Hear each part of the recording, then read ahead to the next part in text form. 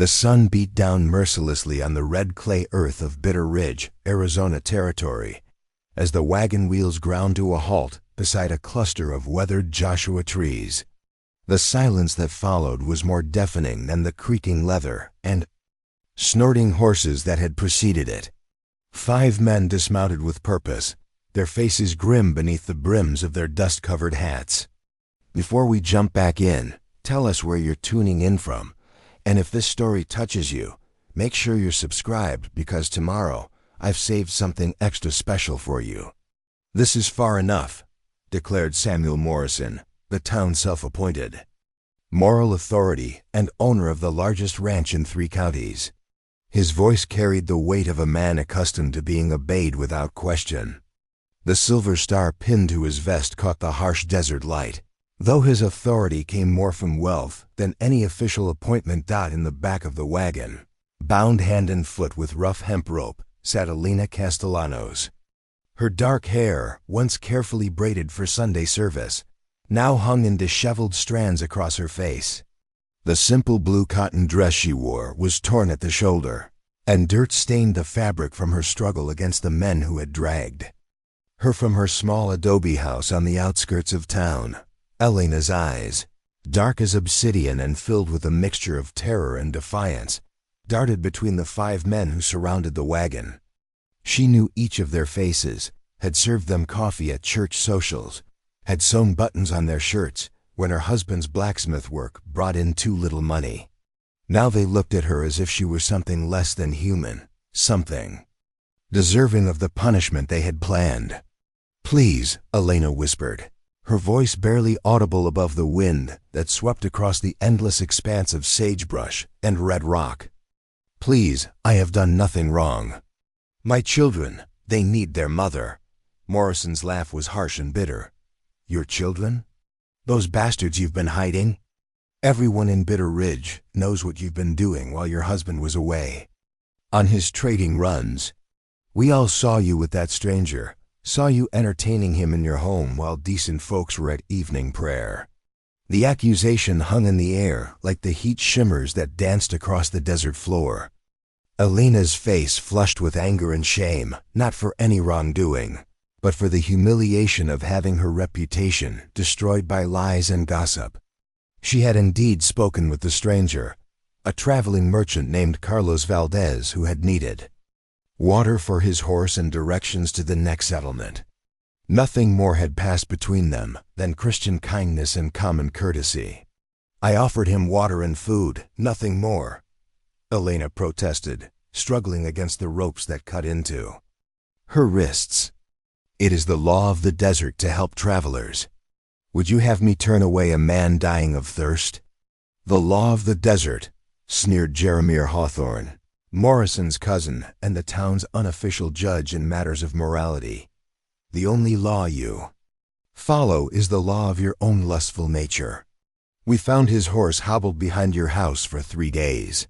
3 days while your husband was in Tucson." Elena's heart sank as she realized how her innocent acts of charity had been twisted into something sordid and shameful. Carlos Valdez had indeed stayed near her property for 3 days, but not in her house. He had camped by the small creek that ran behind her garden, grateful for access to fresh water and the few meals she had provided out of Christian duty. Her husband Miguel knew of the arrangement and had even met the man briefly before departing for his trading expedition. But Miguel was not here to speak for her. He would not return from Tucson for another 2 weeks, and by then, Elena feared, it would be too late. The men of Bitter Ridge had made up their minds, based on whispered rumors and circumstantial evidence that painted an innocent woman as an adulteress deserving of biblical punishment. "Strip her," Morrison commanded, his voice devoid of any emotion. "Let the desert judge her as she has judged herself." Elena's blood turned to ice in her veins. She had heard of such punishments, spoken of in hushed tones by women who gathered at the well. Desert justice, they called it, a practice from the darker days of the territory when law was scarce and men took judgment into their own hands. To be left naked in the wilderness with no food or water was considered a more merciful death than hanging. though mercy was a relative term in the unforgiving landscape of Arizona. "No," Elena screamed, fighting against the hands that reached. "For her, I am innocent. I have committed no sin. My husband will tell you the truth when he returns." Her pleas fell on deaf ears as rough hands tore at her clothing. The blue cotton dress came away in pieces, followed by her white cotton undergarments, until she sat shivering in the wagon bed, despite the blazing heat of the afternoon sun. The shame of her nakedness burned hotter than the desert wind, but Elena forced herself to hold her head high. She would not give these men the satisfaction of seeing her completely broken. Thomas Brennan, the youngest of the group at barely 25, turned away from the sight, his face pale with discomfort. "Maybe we should reconsider," he muttered. "Maybe we should wait for Miguel to return, hear his side of things." Morrison's hand fell heavily on the young man's shoulder, spinning him around to face the wagon. "You feeling sympathy for a whore, boy? Your own father would roll over in his grave to see you defending such a woman. She made her choice when she opened her legs for that Mexican." The racial slur hung in the air like a physical blow, and Elena felt fresh tears spring to her eyes, not just for herself, but for the prejudice that had poisoned the hearts of men she had once considered neighbors. Carlos Valdez's heritage had no doubt played a role in the speed with which suspicion had turned to certainty. Gossip had transformed into accepted fact. They untied her from the wagon and forced her to stand on shaking legs. The desert stretched endlessly in all directions, broken only by the occasional saguaro cactus standing like a sentinel against the burning sky. To the north lay the superstition mountains, their jagged peaks promising little more than rattlesnakes and death to anyone foolish enough to venture into their depths without proper preparation. "You want to act like an animal," Morrison said, pulling a knife from his belt and cutting the ropes that bound her hands and feet. "Then you can live like one, or die like one. Makes no difference to us." Elena rubbed her raw wrists where the hemp had bitten deep, leaving angry red welts on her brown skin. She looked at each man in turn, memorizing their faces, burning their names into her memory with the intensity of her hatred and desperation. "When my husband returns," she said, her voice steady despite her nakedness and fear, "when Miguel learns what you have done, he will come for each of you. And when he does, remember this moment. Remember that you condemned an innocent woman to death because you chose to believe lies over truth." Morrison spat in the dirt at her feet. "Your husband won't be looking for damaged goods. Assuming he even bothers to come back for a wife who couldn't keep her legs closed while he was away earning an honest living." The men climbed back into the wagon and onto their horses, leaving Elena standing alone in the vast expanse of desert. The sun was already beginning its descent toward the western horizon, and Elena knew that she had perhaps 6 hours before the killing cold of the desert night descended upon her exposed skin as the sound of wagon wheels and horse hooves faded into the distance. Elena sank to her knees in the red dirt and allowed herself a moment of despair. But only for a moment. She was the daughter of Esperanza Castellanos, a woman who had crossed this same desert 30 years earlier with nothing but determination and faith. Elena carried that same strength in her blood, and she would not surrender her life without a fight. She stood and began to survey her surroundings with the eye of someone who had lived her entire life on the edge of the wilderness. To the east, she could see the dark line of cottonwood trees that marked the path of Willow Creek, perhaps 3 miles distant. If she could reach the water before nightfall, she might survive until morning. From there, she could follow the creek back toward civilization, though whether she would find help or more enemies remained to be seen. Elena began to walk, her bare feet already burning against the superheated sand and stone. Each step was agony, but she forced herself to maintain a steady pace. Behind her, the dust cloud raised by her accuser's departure was already settling back to earth, erasing the last evidence of their presence. Soon, even the wagon tracks would be obscured by the constant wind. leaving no trace of how she had come to be in this desolate place. The silence of the desert was absolute except for the whisper of wind through sagebrush and the distant cry of a hawk circling high overhead.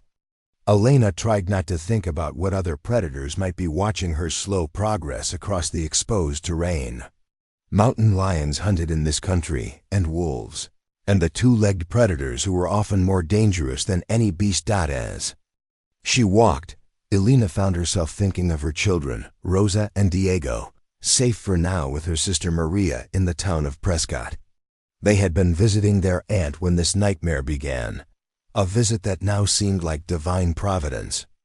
At least they would be spared the sight of their mother's disgrace, would not have to witness the cruelty of men who wrapped their hatred in the language of righteousness.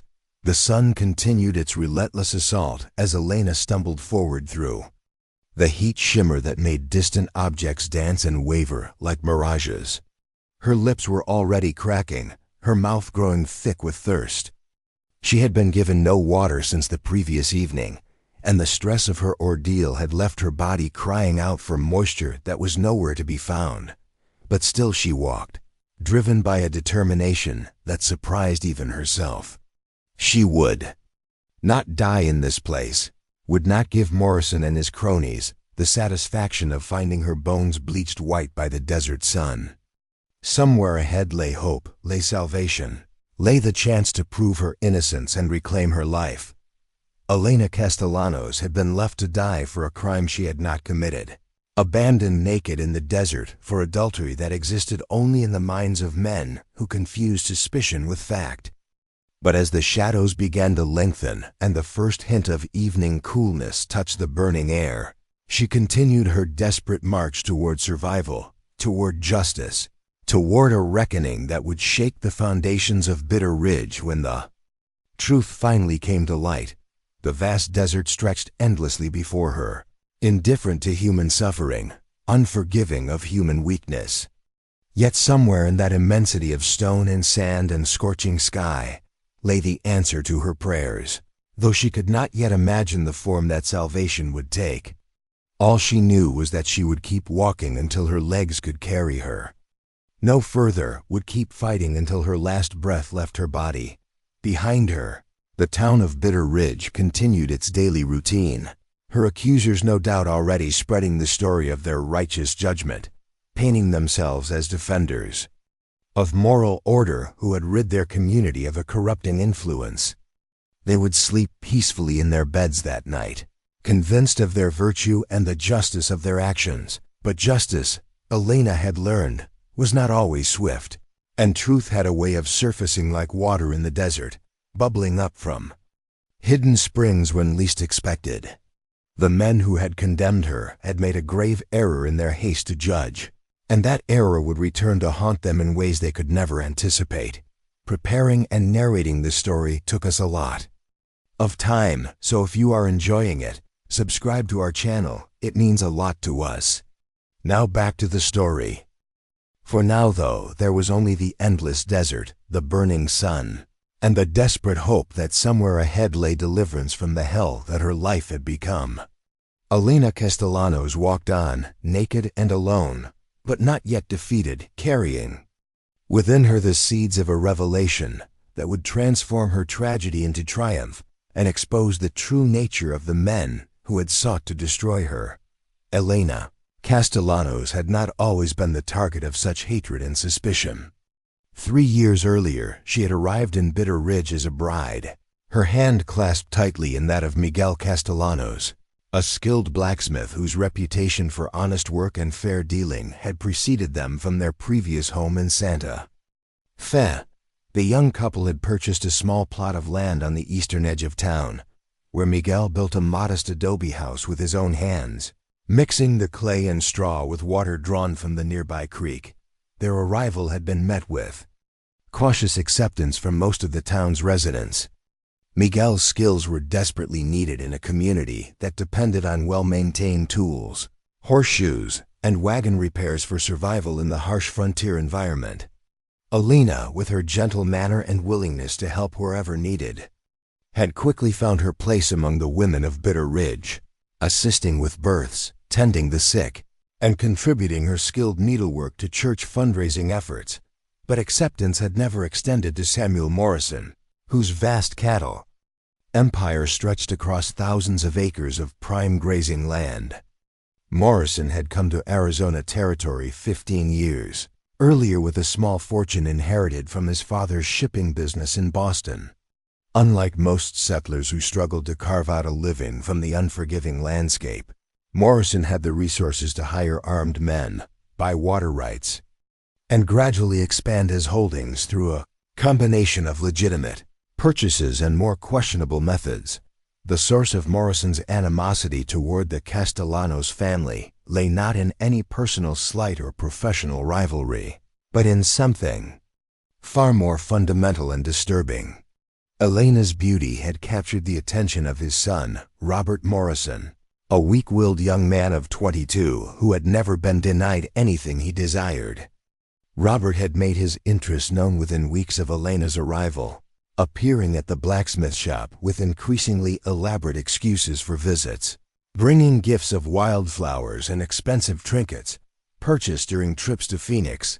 Elena had handled Robert's unwanted attentions with grace and firmness, always ensuring that Miguel was present during any interactions and making it clear that she was a happily married woman with no interest in romantic entanglements.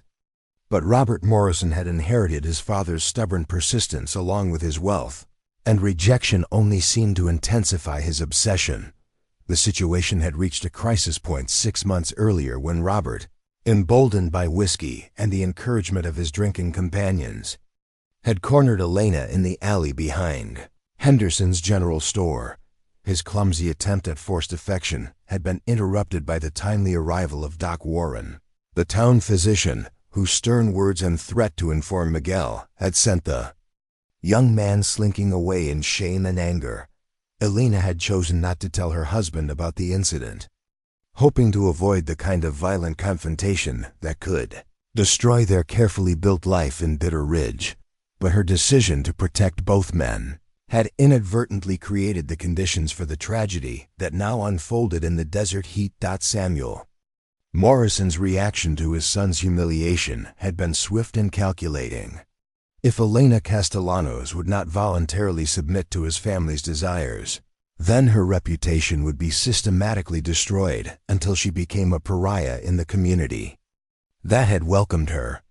Morrison began spreading subtle insinuations about Elena's character, questioning why a young married woman would spend so much time helping other families while her own husband worked long hours at the forge. The campaign of whispered poison had found fertile ground among certain segments of Bitter Ridge society. Mrs. Prudence Whitfield, the banker's wife, had always resented Elena's natural beauty and the easy way she attracted positive attention from both men and women. Deacon Franklin Hayes had never been comfortable with the Catholic influences that Elena brought to their predominantly Protestant community. These allies and others motivated by jealousy, prejudice, or simple malice had helped Morrison weave a web of suspicion around an innocent woman. Elena's husband, Miguel, remained blissfully unaware of the gathering storm. A man of simple faith and honest labor, he could not imagine that his neighbors harbored such dark thoughts about his beloved wife. Miguel's work required frequent trips to Phoenix and Tucson to purchase raw materials and deliver finished goods to customers throughout the territory. These absences, once seen as evidence of his industrious nature, were now reinterpreted as opportunities for his wife to engage in improper behavior. The arrival of Carlos Valdez 10 days earlier had provided Morrison with the perfect weapon to destroy Elena's reputation completely. Valdez was a traveling merchant from Sonora, Mexico, who made regular circuits through the American territories selling quality leather goods, silver jewelry, and fine fabrics to settlers hungry for luxury items from the South. His appearance at Elena's door seeking water and directions had been observed by Morrison's ranch hands, who made detailed reports to their employer about the stranger's presence. Morrison had moved quickly to transform an innocent encounter into evidence of adultery. He sent men to watch Elena's house, documenting every interaction between her and the Mexican merchant. When Valdez's horse developed lameness and required several days of rest before continuing the journey, Morrison's observers noted the extended stay and reported it as proof of an illicit relationship. The truth was far more mundane and entirely innocent. Elena had indeed provided meals to Valdez during his stay, but these had consisted of simple fare eaten in her kitchen while they discussed news from Mexico and shared stories of their respective families. Valdez was a married man with 4 children, and his conversation centered on his eagerness to complete his trading circuit and return home to his wife and family in Hermosillo. Morrison's version of events painted a very different picture. According to his carefully constructed narrative, Elena had seduced the Mexican merchant within hours of his arrival, conducted a shameless affair under the noses of her neighbors, and brazenly entertained her lover in the marital home, while her husband labored to support them. The fact that several respectable citizens had observed Valdez's horse hobbled near Elena's property was presented as irrefutable evidence of their guilt. The speed with which Morrison's lies spread through Bitter Ridge demonstrated the power of wealth and influence in a small frontier community. Within 3 days of Valdez's departure, Elena found herself shunned at the general store, whispered about at church, and avoided by women who had previously sought her friendship and counsel. Children were warned to stay away from her house, and several customers canceled orders for dresses and alterations that had provided crucial income for her family. Elena's attempts to defend herself only seemed to confirm her guilt in the minds of those who had already accepted Morrison's version of events. Her protests of innocence were dismissed as the desperate lies of a woman caught in sin. Her tears were interpreted as evidence of shame rather than frustration and grief. Even Doc Warren, who had witnessed Robert Morrison's inappropriate behavior months earlier, remained silent when Elena's reputation came under attack. The breaking point had come when Deacon Hayes announced from the pulpit that the church leadership had decided to investigate allegations of immoral behavior within their congregation. Though Elena was not named directly, every person in the packed sanctuary understood the target of the investigation. The public humiliation had driven Elena from the church in tears, and she had not been seen in town since that Sunday morning. 3 days ago, Morrison had used her absence as further evidence of guilt, claiming that only a woman with something to hide would avoid the company of decent Christians. He organized the group of men who had seized Elena from her home that morning, presenting their vigilante action as a necessary step to protect the moral fiber of their community. The participation of Jeremiah Hawthorne, who served as an unofficial magistrate, lent an air of legal authority to what was essentially a lynch mob driven by lies and prejudice. Thomas Brennan, the youngest member of the group, had joined reluctantly and only after intense pressure from his employer. Brennan worked as a foreman on Morrison's ranch and could not afford to lose his position by refusing to participate in his boss's vendetta. But unlike the older men, Brennan had not yet developed the hardened cynicism that allowed them to ignore Elena's obvious innocence. His discomfort during the desert journey had been evident to all, and his suggestion that they wait for Miguel's return had been his feeble attempt to prevent a terrible injustice. Jeremiah Hawthorne's involvement stemmed from his own complicated relationship with both Morrison and Elena. As Morrison's cousin, he benefited financially from his relative's success and could not afford to oppose him openly. But Hawthorne had also been one of the men who had approached Elena with inappropriate advances, only to be firmly rebuffed. His participation in her punishment was motivated as much by wounded pride as by family loyalty. The fourth member of their group, Frank Butler, was a drifter who had attached himself to Morrison's operation 6 months earlier. Butler's background was mysterious, and rumors suggested he had fled California ahead of the law. His eagerness to participate in Elena's punishment reflected the casual cruelty of a man who viewed violence as entertainment rather than justice. The fifth man, Pete Hawkins operated the town's only saloon and had his own reasons for supporting Morrison's campaign against Elena. Hawkins had been among the customers who canceled orders when Elena's reputation came under attack, but his motivations were purely economic. Morrison's ranch hands represented his best customers, and their continued patronage depended on maintaining their employer's goodwill. As Elena struggled across the burning desert, these 5 men were already creating the narrative that would explain her disappearance to the rest of Bitter Ridge. According to their version of events, Elena had confessed her guilt when confronted with evidence of her adultery. Overcome with shame, she had begged them to allow her to leave town rather than face the public humiliation of a formal trial.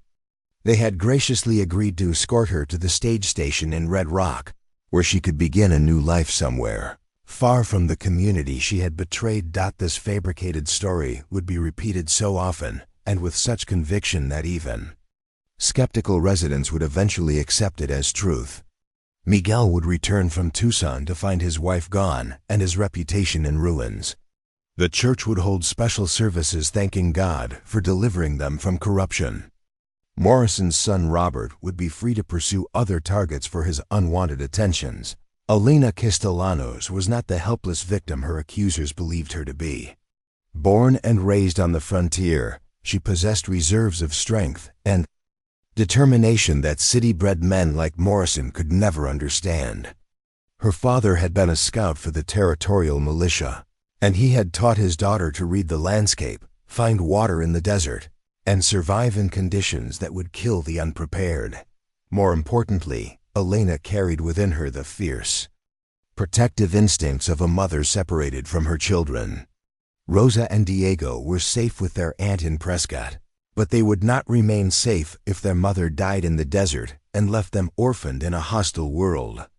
Elena's love for her children burned hotter than the desert sun, providing the motivation she needed to overcome impossible odds and expose the men who had sought to destroy her family. The desert that Morrison intended as Elena's execution ground would instead become the crucible in which her true strength was revealed. Every step across the burning sand carried her closer not to death, but to a reckoning that would shake Bitter Ridge to its foundations and reveal the true character of the men who wrapped their cruelty in the language of righteousness. The afternoon sun climbed toward its merciless zenith as Elena's bare feet began to blister against the superheated rocks and sand. Each step sent jolts of agony through her legs, but she maintained her steady pace toward the distant line of cottonwoods that marked Willow Creek. Behind her, the heat shimmer erased any trace of the men who had abandoned her, as if they had never existed at all. Meanwhile, in Bitter Ridge, Samuel Morrison was already weaving the web of lies that would cover his crime. He had returned to town with his conspirators and immediately set about creating witnesses to support their fabricated story of Elena's voluntary departure. His first stop was Henderson's General Store, where the proprietor's wife, Agnes Henderson, was known throughout the territory for her ability to spread news faster than a prairie fire. Tragic business with the Castellanos woman, Morrison said loudly enough for the dozen customers in the store to hear clearly. When we confronted her with the evidence of her adultery, she broke down completely, begged us not to shame her children by making her sins public knowledge. Agnes Henderson's eyes widened with the thrill of being among the first to hear such scandalous news. She confessed then? Actually admitted to carrying on with that Mexican fellow? Morrison nodded gravely, his performance carefully calculated to appear reluctant rather than eager. Wept like a broken woman. Sighed she couldn't bear to face her husband when he returned from Tucson. Asked us to escort her to the stage station so she could disappear before Miguel came home to find his marriage destroyed. The customers exchanged knowing glances and approving nods. Several had been among those who had observed Elena's interactions with Carlos Valdez, and Morrison's story confirmed their worst suspicions. Within an hour, the tale would spread through every household in Bitter Ridge, growing more detailed and damning with each retelling. But Morrison's campaign faced an unexpected obstacle in the form of Father Miguel Santos, the elderly Catholic priest who served the Mexican and Catholic families scattered throughout the territory. Father Santos had arrived in Bitter Ridge that morning for his monthly circuit, expecting to find Elena and her family prepared for confession and communion. Instead, he discovered an empty house and neighbors who spoke in whispers about scandal and disgrace. The priest's weathered face hardened as he listened to Morrison's version of events outside the general store. Father Santos had known Elena since childhood in Santa Fe, had performed her marriage ceremony, and had watched her grow into a woman of unshakable faith and moral character. The accusations being spread about her struck him as fundamentally incompatible with everything he knew about her nature. "This woman you describe," Father Santos interrupted Morrison's performance, his accented English carrying the authority of decades spent ministering to frontier communities. "She does not sound like the Elena Castellanos I have known for 20 years. Perhaps there has been some misunderstanding, some mistake in your investigation." Morrison's jaw tightened at this unexpected challenge to his narrative. He had not anticipated interference from the Mexican priest, whose presence in Bitter Ridge was barely tolerated by the predominantly Protestant population. "I'm afraid there was no mistake, Father. We have witnesses who saw her entertaining her lover, physical evidence of their relationship. The woman confessed her guilt when confronted with the truth." "Then I would like to speak with these witnesses," Father Santos replied firmly. "And I would like to know where Elena has gone, so that I might offer her spiritual counsel in this time of crisis." The request sent a chill through Morrison, who realized that the priest's investigation could uncover inconsistencies in his carefully constructed story. "She refused any spiritual comfort, Father. Said her shame was too great for God's forgiveness. We put her on the evening stage to Phoenix, and she made us promise never to reveal her destination to anyone, including her husband." Father Santos studied Morrison's face with the keen perception of a man who had heard countless confessions and learned to distinguish truth from deception. Something in the rancher's eyes suggested depths of guilt that went far beyond the simple escort of a wayward woman to a stagecoach.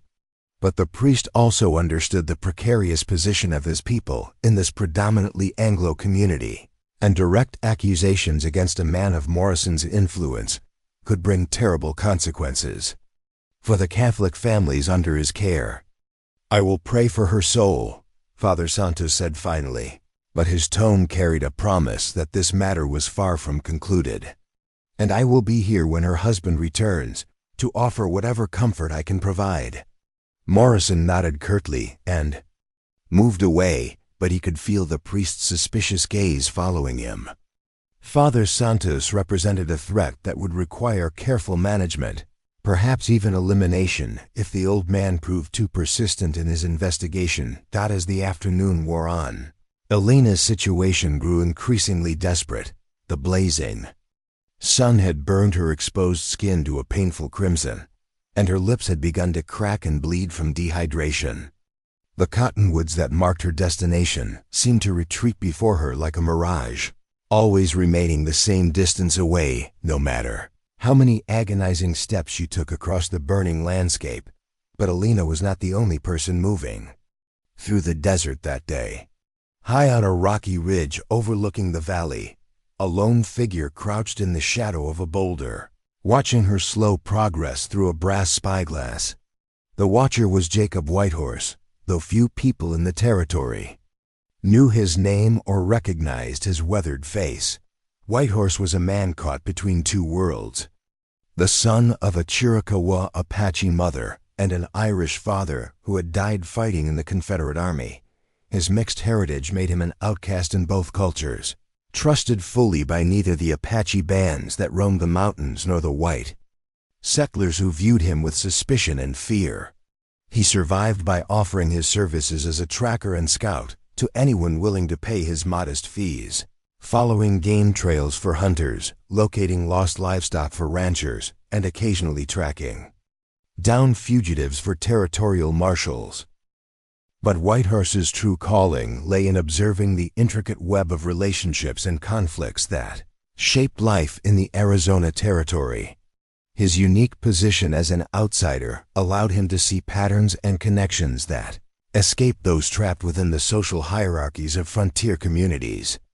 He had been tracking a different quarry entirely when he spotted the wagon carrying Elena toward her execution, and curiosity had compelled him to follow at a distance. From his elevated position, Whitehorse had witnessed the entire scene of Elena's abandonment, noting the faces of her captors and the obvious distress of the woman they left behind. His Apache training allowed him to read the landscape with supernatural clarity, and he could see the water source that Elena was struggling to reach, as well as the various dangers that lay between her current position and safety. More troubling to Whitehorse were the signs of other predators in the area. Fresh wolf tracks crisscrossed the valley floor, and he had spotted the distinctive paw prints of a mountain lion near a game trail that intersected Elena's path.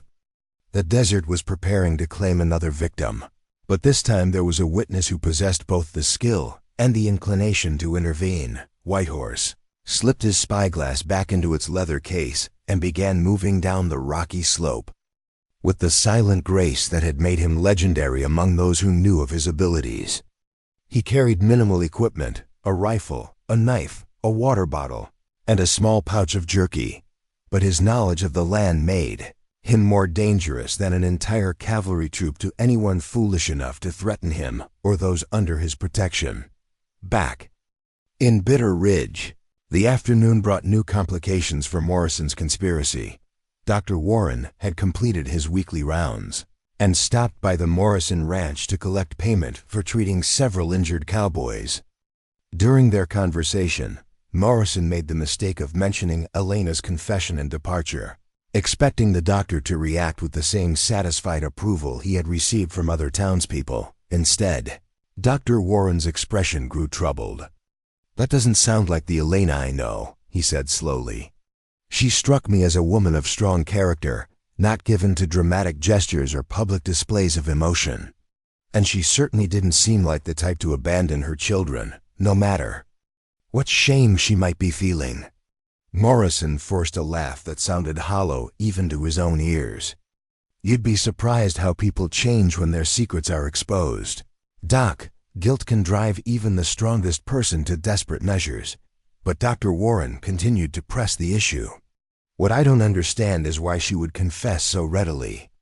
In my experience, people who commit adultery tend to maintain their innocence even when confronted with overwhelming evidence. It's human nature to deny wrongdoing, even when denial becomes pointless." The doctor's questions revealed a logical flaw in Morrison's story that had not occurred to him during its construction. A guilty person would be expected to fight the accusations, to demand proof, to insist on their innocence even when faced with damning evidence. Elena's immediate confession and cooperative departure actually made her seem more innocent, not less. Morrison realized he needed to adjust his narrative to account for this inconsistency. "She didn't confess right away," he said quickly. "Fought us tooth and nail at first, denied everything. But when we showed her the evidence, witnesses who had seen her with the Mexican personal items he had left behind, she finally broke down and admitted the truth." Dr. Warren nodded slowly, but his expression remained skeptical. Like Father Santos, he had developed the ability to detect deception through years of dealing with patients who lied about their symptoms, their compliance with treatment, or the circumstances of their injuries. Morrison's story contained too many convenient details and too few uncomfortable complications to ring entirely true. As evening approached, Elena finally reached the cottonwood grove that bordered Willow Creek. The sound of running water was like a chorus of angels to her parched ears, and she fell to her knees at the stream's edge, cupping the precious liquid in her hands and drinking deeply despite the risk of making herself sick. The cool water against her burned skin provided blessed relief, and she waded into the shallow creek to let the current wash away the dust and blood that coated her body. But Elena's moment of relief was short-lived. As she knelt in the stream, she heard the unmistakable sound of hoofbeats approaching through the grove. Her heart hammered with terror as she realized that Morrison's men might have returned to ensure that she was truly dead. She scrambled toward the bank, seeking cover behind a fallen log, her wet skin gleaming in the fading light. The rider who emerged from the trees was not one of her tormentors, but the sight of him filled Elena with a different kind of fear. Jacob. Whitehorse sat his horse with the easy grace of someone born to the saddle, his dark eyes scanning the grove with professional thoroughness. Elena had heard stories about the half-breed tracker, whispered tales of his ruthless efficiency, and his willingness to work for anyone who could meet his price. Had Morrison hired him to finish what they had started? Was this mysterious figure the instrument of her final destruction? Elena pressed herself deeper into the shadows behind the log, hardly daring to breathe as Whitehorse's gaze swept past her hiding place. She knew that if he chose to hunt her, her chances of escape were virtually non-existent. The tracker's reputation for finding anyone, anywhere, in any conditions was well established throughout the territory. Whitehorse dismounted and led his horse to the stream for water, his movements unhurried and precise. He knelt at the water's edge, only yards from Elena's hiding place, close enough that she could see the intricate beadwork on his leather vest and the silver concos that decorated his hatband. For several agonizing minutes he remained motionless, apparently listening to sounds that Elena could not detect. Then, without warning, Whitehorse spoke directly to her hiding place. "You can come out now, Mrs. Castellanos. I'm not here to hurt you." Elena's blood turned to ice. Her hiding place had been perfect, or so she thought, yet somehow the tracker had detected her presence. She remained frozen behind the log, hoping against hope that he was merely guessing at her location. "I saw what they did to you," Whitehorse continued, his voice carrying easily across the small grove. "Watch them leave you out there to die for something you didn't do. I'm here to help, but we don't have much time. There are wolves in this area, and they'll be coming to the water soon." The mention of wolves decided Elena's course of action. Whatever Whitehorse's intentions, he represented her only chance of survival in a landscape that grew more dangerous with each passing minute. Slowly, she emerged from behind the log, her arms crossed over her naked body in a futile attempt at modesty. Whitehorse kept his eyes averted as he reached into his saddlebags and withdrew a thick wool blanket. "Put this on," he said, tossing the garment in her direction without looking at her directly. "We need to move before full darkness falls." Elena wrapped the blanket around herself gratefully, the coarse wool providing both warmth and dignity. But her relief was tempered by uncertainty about the tracker's motives. "Why should I trust you?" she asked, her voice hoarse from thirst and exposure. "How do I know Morrison didn't send you to finish what he started?" Whitehorse finally looked at her directly, and Elena was surprised by the gentleness in his dark eyes. "Because if Morrison had hired me to kill you, Mrs. Castellanos, you would already be dead. I don't leave witnesses, and I don't waste time with conversation." The brutal honesty of his statement was somehow reassuring, suggesting a man who operated by a strict code, even if that code differed from conventional morality. Elena found herself beginning to believe that this mysterious tracker might indeed be her salvation rather than her destruction. But their conversation was interrupted by a long, haunting howl that echoed across the desert from somewhere uncomfortably close. Whitehorse's expression hardened as he recognized the sound of a wolf pack beginning their evening hunt. "Time to go," he said curtly, swinging back into his saddle. "Can you ride?" Elena nodded, though she had not been on a horse in months. Whitehorse extended his hand to help her mount behind him, and she felt the solid strength of his grip as he pulled her up onto his horse's back. The blanket made mounting awkward, but she managed to settle herself behind the tracker's rigid form. As they rode away from Willow Creek, Elena cast one last glance back at the cottonwood grove that had provided her temporary sanctuary. She was now completely dependent on a man she had never met, traveling toward an unknown destination. With no guarantee of safety or survival. But for the first time since Morrison's men had dragged her from her home, Elena felt a flicker of hope. She was no longer alone in the vast desert, no longer facing certain death from exposure and predators.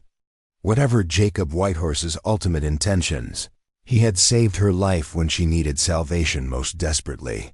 The wolf howl came again.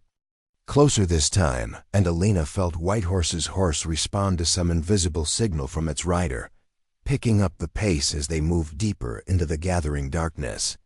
Behind them, the desert prepared to claim other victims, but Elena Castellanos would not be among them. The game was far from over, and the men who had sought to destroy her were about to discover that they had made a terrible mistake in underestimating both her will to survive and the unexpected allies who moved through the shadows of the Arizona territory. The horse's rhythmic gait carried Elena and Jacob Whitehorse deeper into the moonlit wilderness, away from the relative safety of Willow Creek and toward an uncertain destination. Elena clung to the tracker's leather vest, her body pressed against his back as they navigated treacherous rocky terrain that would have been impossible to traverse on foot in the darkness. The wool blanket provided some protection against the desert's sudden cold, but Elena could feel hypothermia beginning to set in as her body struggled to recover from the day's brutal exposure. "Where are you taking me?" Elena asked, her voice barely audible above the wind that howled through the canyon walls surrounding them. "Safe place," Whitehorse replied without turning around. "Cave system about 5 miles north. Water, shelter, defensible position. We can rest there until morning." Elena wanted to ask more questions, but exhaustion was claiming her consciousness despite her determination to remain alert. The trauma of her ordeal, combined with dehydration and exposure, had pushed her body beyond its limits. Her grip on Whitehorse's vest began to loosen as sleep threatened to overtake her. The tracker felt her slipping and reined in his horse. "Stay awake, Mrs. Castellanos. If you fall asleep now, you might not wake up. Hypothermia can kill you even after you think you're safe." Elena forced her eyes open and tried to focus on her surroundings. They were climbing a narrow trail that wound between towering rock formations, following a path that seemed invisible in the moonlight, but which Whitehorse navigated with supernatural confidence. Somewhere in the distance, she could hear the yip of coyotes and the answering howl of wolves, a reminder that the desert's predators were actively hunting. Meanwhile, back in Bitter Ridge, Morrison's conspiracy was facing its first serious challenge. Miguel Castellanos had returned from Tucson a full day earlier than expected, his trading mission completed more quickly than anticipated. He had ridden hard through the night, eager to reunite with his beloved wife and share news of the profitable contracts he had secured for his blacksmith business. Miguel's arrival at his empty house just after midnight had filled him with confusion and growing alarm. Elena's personal belongings remained in their proper places, but there were signs of disturbance that suggested a struggle. Furniture had been overturned, dishes lay broken on the kitchen floor, and Elena's favorite shawl was torn and discarded near the door. The frantic husband had immediately begun searching the town for information about his wife's whereabouts. His first stop was the sheriff's office, but he found it dark and locked.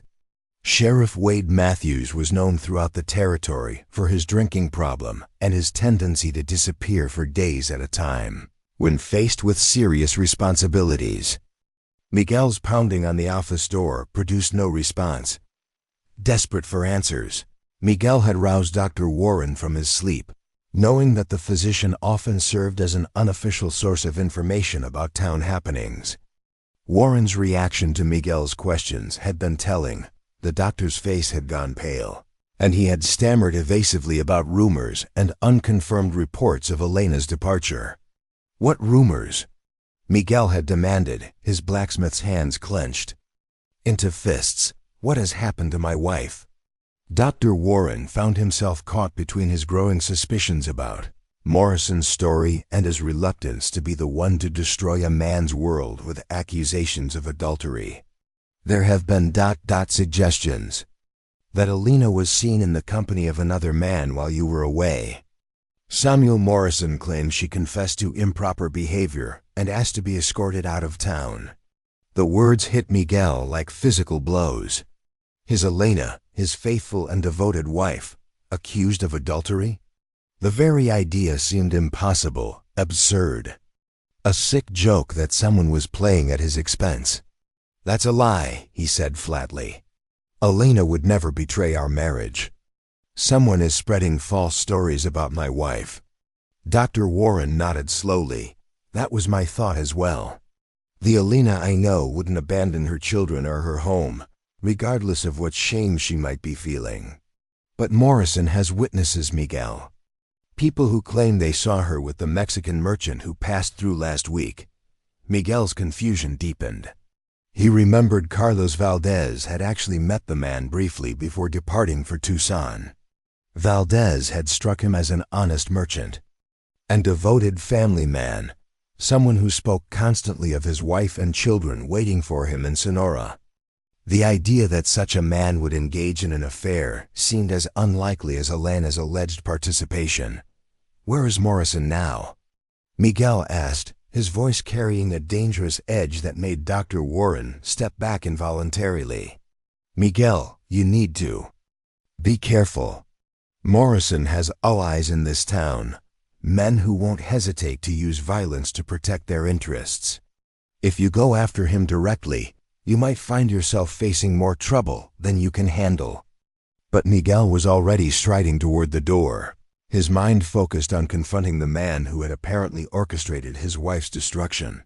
Dr. Warren's warnings fell on deaf ears as the blacksmith headed into the night, driven by a rage that threatened to consume everything in its path. Miguel's hammering on Morrison's front door awakened the entire household, bringing the rancher to the entrance with a shotgun in his hands and murder in his eyes. Behind him, his son Robert cowered, in his nightshirt, his face pale with guilt and fear. "Where is my wife?" Miguel demanded without preamble. "What have you done with Elena?" Morrison's expression shifted from anger to calculated sympathy, his face assuming the mask of a man delivering tragic but necessary news. "Miguel, I'm sorry you had to find out this way.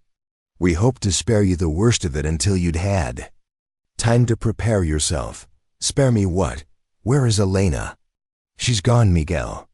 Left town yesterday evening after confessing her adultery with that Mexican merchant. We tried to reason with her, tried to convince her to wait for your return so you could work things out together. But she was overcome with shame, said she couldn't face you after what she'd done."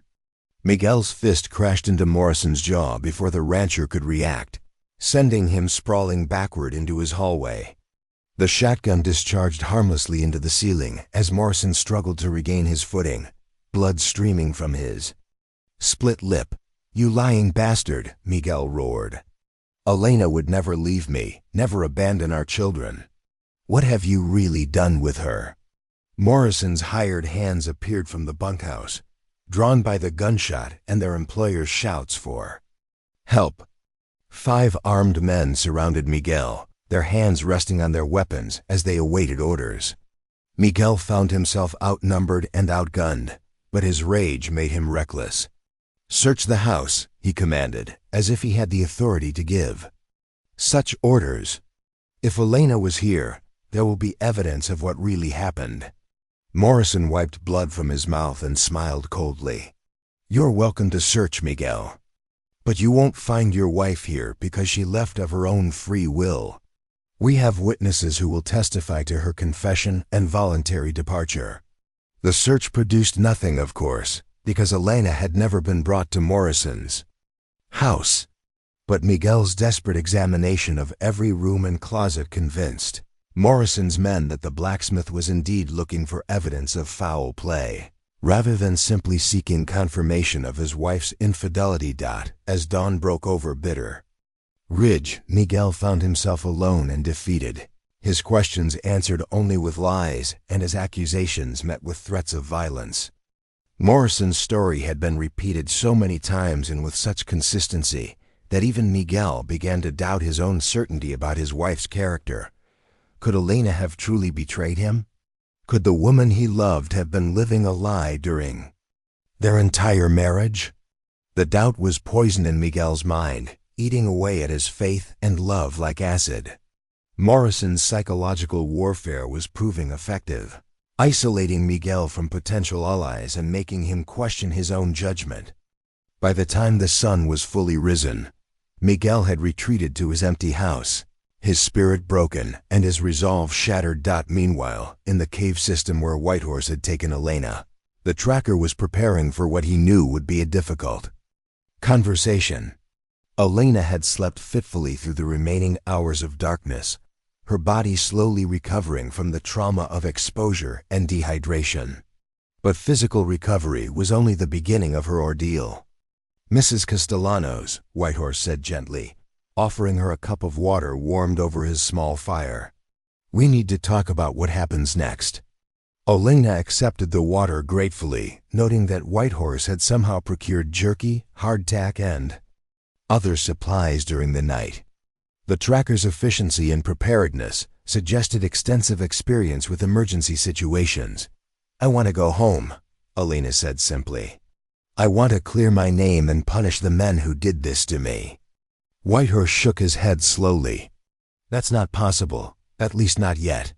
Morrison and his men have had all night to solidify their story. By now, the entire town believes you confessed to adultery and left voluntarily. If you show up alive, they'll claim you've returned to spread more lies and destroy their reputations." Elena's heart sank as she realized the full extent of her predicament. Her survival meant nothing if she couldn't prove her innocence and reclaim her life. "Then what do you suggest?" "That I disappear forever. Let my children grow up believing their mother was a whore who abandoned them." "I suggest we gather evidence," Whitehorse replied. "Real evidence, not the fabricated testimony Morrison has assembled. There are ways to prove your innocence, but it will require patience and careful planning." Elena studied the tracker's weathered face, trying to read his intentions. "Why are you helping me? What do you gain from involving yourself in my troubles?" Whitehorse was quiet for a long moment, staring into the fire as if seeking answers in the dancing flames. "Let's just say I have personal reasons for wanting to see Samuel Morrison brought down. The man has caused suffering for people I care about, and his time for reckoning is long overdue." The cryptic answer raised more questions than it answered. But Elena sensed that pushing for details would be counterproductive. Whatever motivated Whitehorse's assistance, she was grateful for his help and reluctant to jeopardize their alliance with unnecessary interrogation. "What kind of evidence?" she asked instead. "Morrison made mistakes when he framed you. Lies always contain inconsistencies, gaps that can be exploited by someone who knows how to look. I've been watching him for months, documenting his activities and connections. With your testimony about what really happened, we can start building a case that will destroy his credibility." Elena felt a flicker of hope, the first she had experienced since her ordeal began. But Whitehorse's next words extinguished that hope like water on flame. "But first, we need to let Morrison think he's won completely. Your husband returned early from Tucson, and by now Morrison's men have convinced him that you really did commit adultery and abandon your family. Miguel believes you're guilty, Elena. He believes you betrayed him and ran away rather than face the consequences." The words hit Elena like a physical blow, driving the breath from her lungs and bringing tears to her eyes. The thought that Miguel, her beloved husband who knew her better than anyone else in the world, could believe such lies about her character was almost unbearable. "No," she whispered, "Miguel knows me. He knows I would never betray him or abandon our children. He won't believe Morrison's lies." Whitehorse's expression was compassionate but firm. "Morrison is very good at psychological manipulation, Mrs. Castellanos. He's had years to perfect his techniques for destroying people who stand in his way. Your husband is isolated, confused, and surrounded by people who are confirming Morrison's version of events. Under those circumstances, even the strongest faith can be shaken. Elena buried her face in her hands, overwhelmed by the magnitude of the disaster that had befallen her family. Not only had she lost her reputation and her place in the community, but she had apparently lost her husband's trust as well. Even if she managed to prove her innocence eventually, would Miguel ever be able to forgive himself for doubting her? Would their marriage survive the poison that Morrison had injected into their relationship? "There's more," Whitehorse continued. Reluctantly, "Morrison's son Robert has been spreading word that he's willing to testify about your alleged advances toward him. Claims you propositioned him repeatedly and became angry when he rejected your immoral suggestions." Elena's head snapped up, her eyes blazing with fury. "That's completely false. Robert Morrison was the one making unwanted advances. I rebuffed him repeatedly, made it clear I had no interest in his attention." "I believe you," Whitehorse said. "But Robert's testimony will be supported by his father's wealth and influence. Who do you think the good people of Bitter Ridge will believe? The son of their most prominent citizen, or a woman who has already been branded as an adulteress?" The tracker's words painted a picture of complete defeat, a situation so hopeless that Elena could see no path forward. Morrison had not simply destroyed her reputation. He had created an alternate reality in which she was the villain and he was the righteous defender of community morality. Fighting such a comprehensive deception would require resources and allies that she simply did not possess. "So what you're telling me," Elena said slowly, "is that I'm dead to my family, my community, and my husband. That I can never go home. Never clear my name, never see my children again." Whitehorse leaned forward, his dark eyes intense with conviction. "What I'm telling you is that Morrison has won the first battle, but the war is far from over. He's made enemies throughout his career, people who would love to see him brought down but lack the evidence or courage to act against him. Your case could be the catalyst that finally destroys him." Elena wanted to believe the tracker's words, wanted to cling to the hope he offered. But the weight of her losses pressed down on her like a physical burden, making it difficult to imagine any future beyond exile and disgrace. "Even if we somehow prove my innocence," she said, "how do we undo the damage to my marriage? How do I face Miguel knowing that he believed I could betray him so completely?" Whitehorse had no answer for that question, and his silence spoke volumes about the challenges that lay ahead. Elena Castellanos had survived her physical ordeal in the desert, but the psychological and emotional wounds inflicted by Morrison's conspiracy might prove even more difficult to heal. As morning light filtered into the cave, Elena sat wrapped in Whitehorse's blanket, staring at a future that seemed devoid of hope or redemption. She had wanted justice, but justice seemed as distant and unreachable as the stars that had watched over her desperate flight through the darkness. Morrison's victory appeared complete, his enemies scattered and demoralized. But appearances could be deceiving in the Arizona territory, and the tracker who had saved Elena's life possessed secrets that would soon turn the tide of battle in ways that neither Morrison nor his victim could possibly anticipate. 3 days had passed since Elena's apparent disappearance from Bitter Ridge, and the town had settled into its new reality, with the satisfied air of a community that had successfully purged itself of corruption. Samuel Morrison walked the streets with the confident bearing of a man whose authority had been validated by recent events, accepting congratulations from citizens who praised his decisive action in protecting their moral foundation.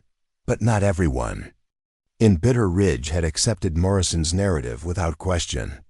Father Miguel Santos had spent those 3 days conducting his own investigation, speaking quietly with members of the Mexican community and others who might have observed the events surrounding Elena's alleged confession and departure.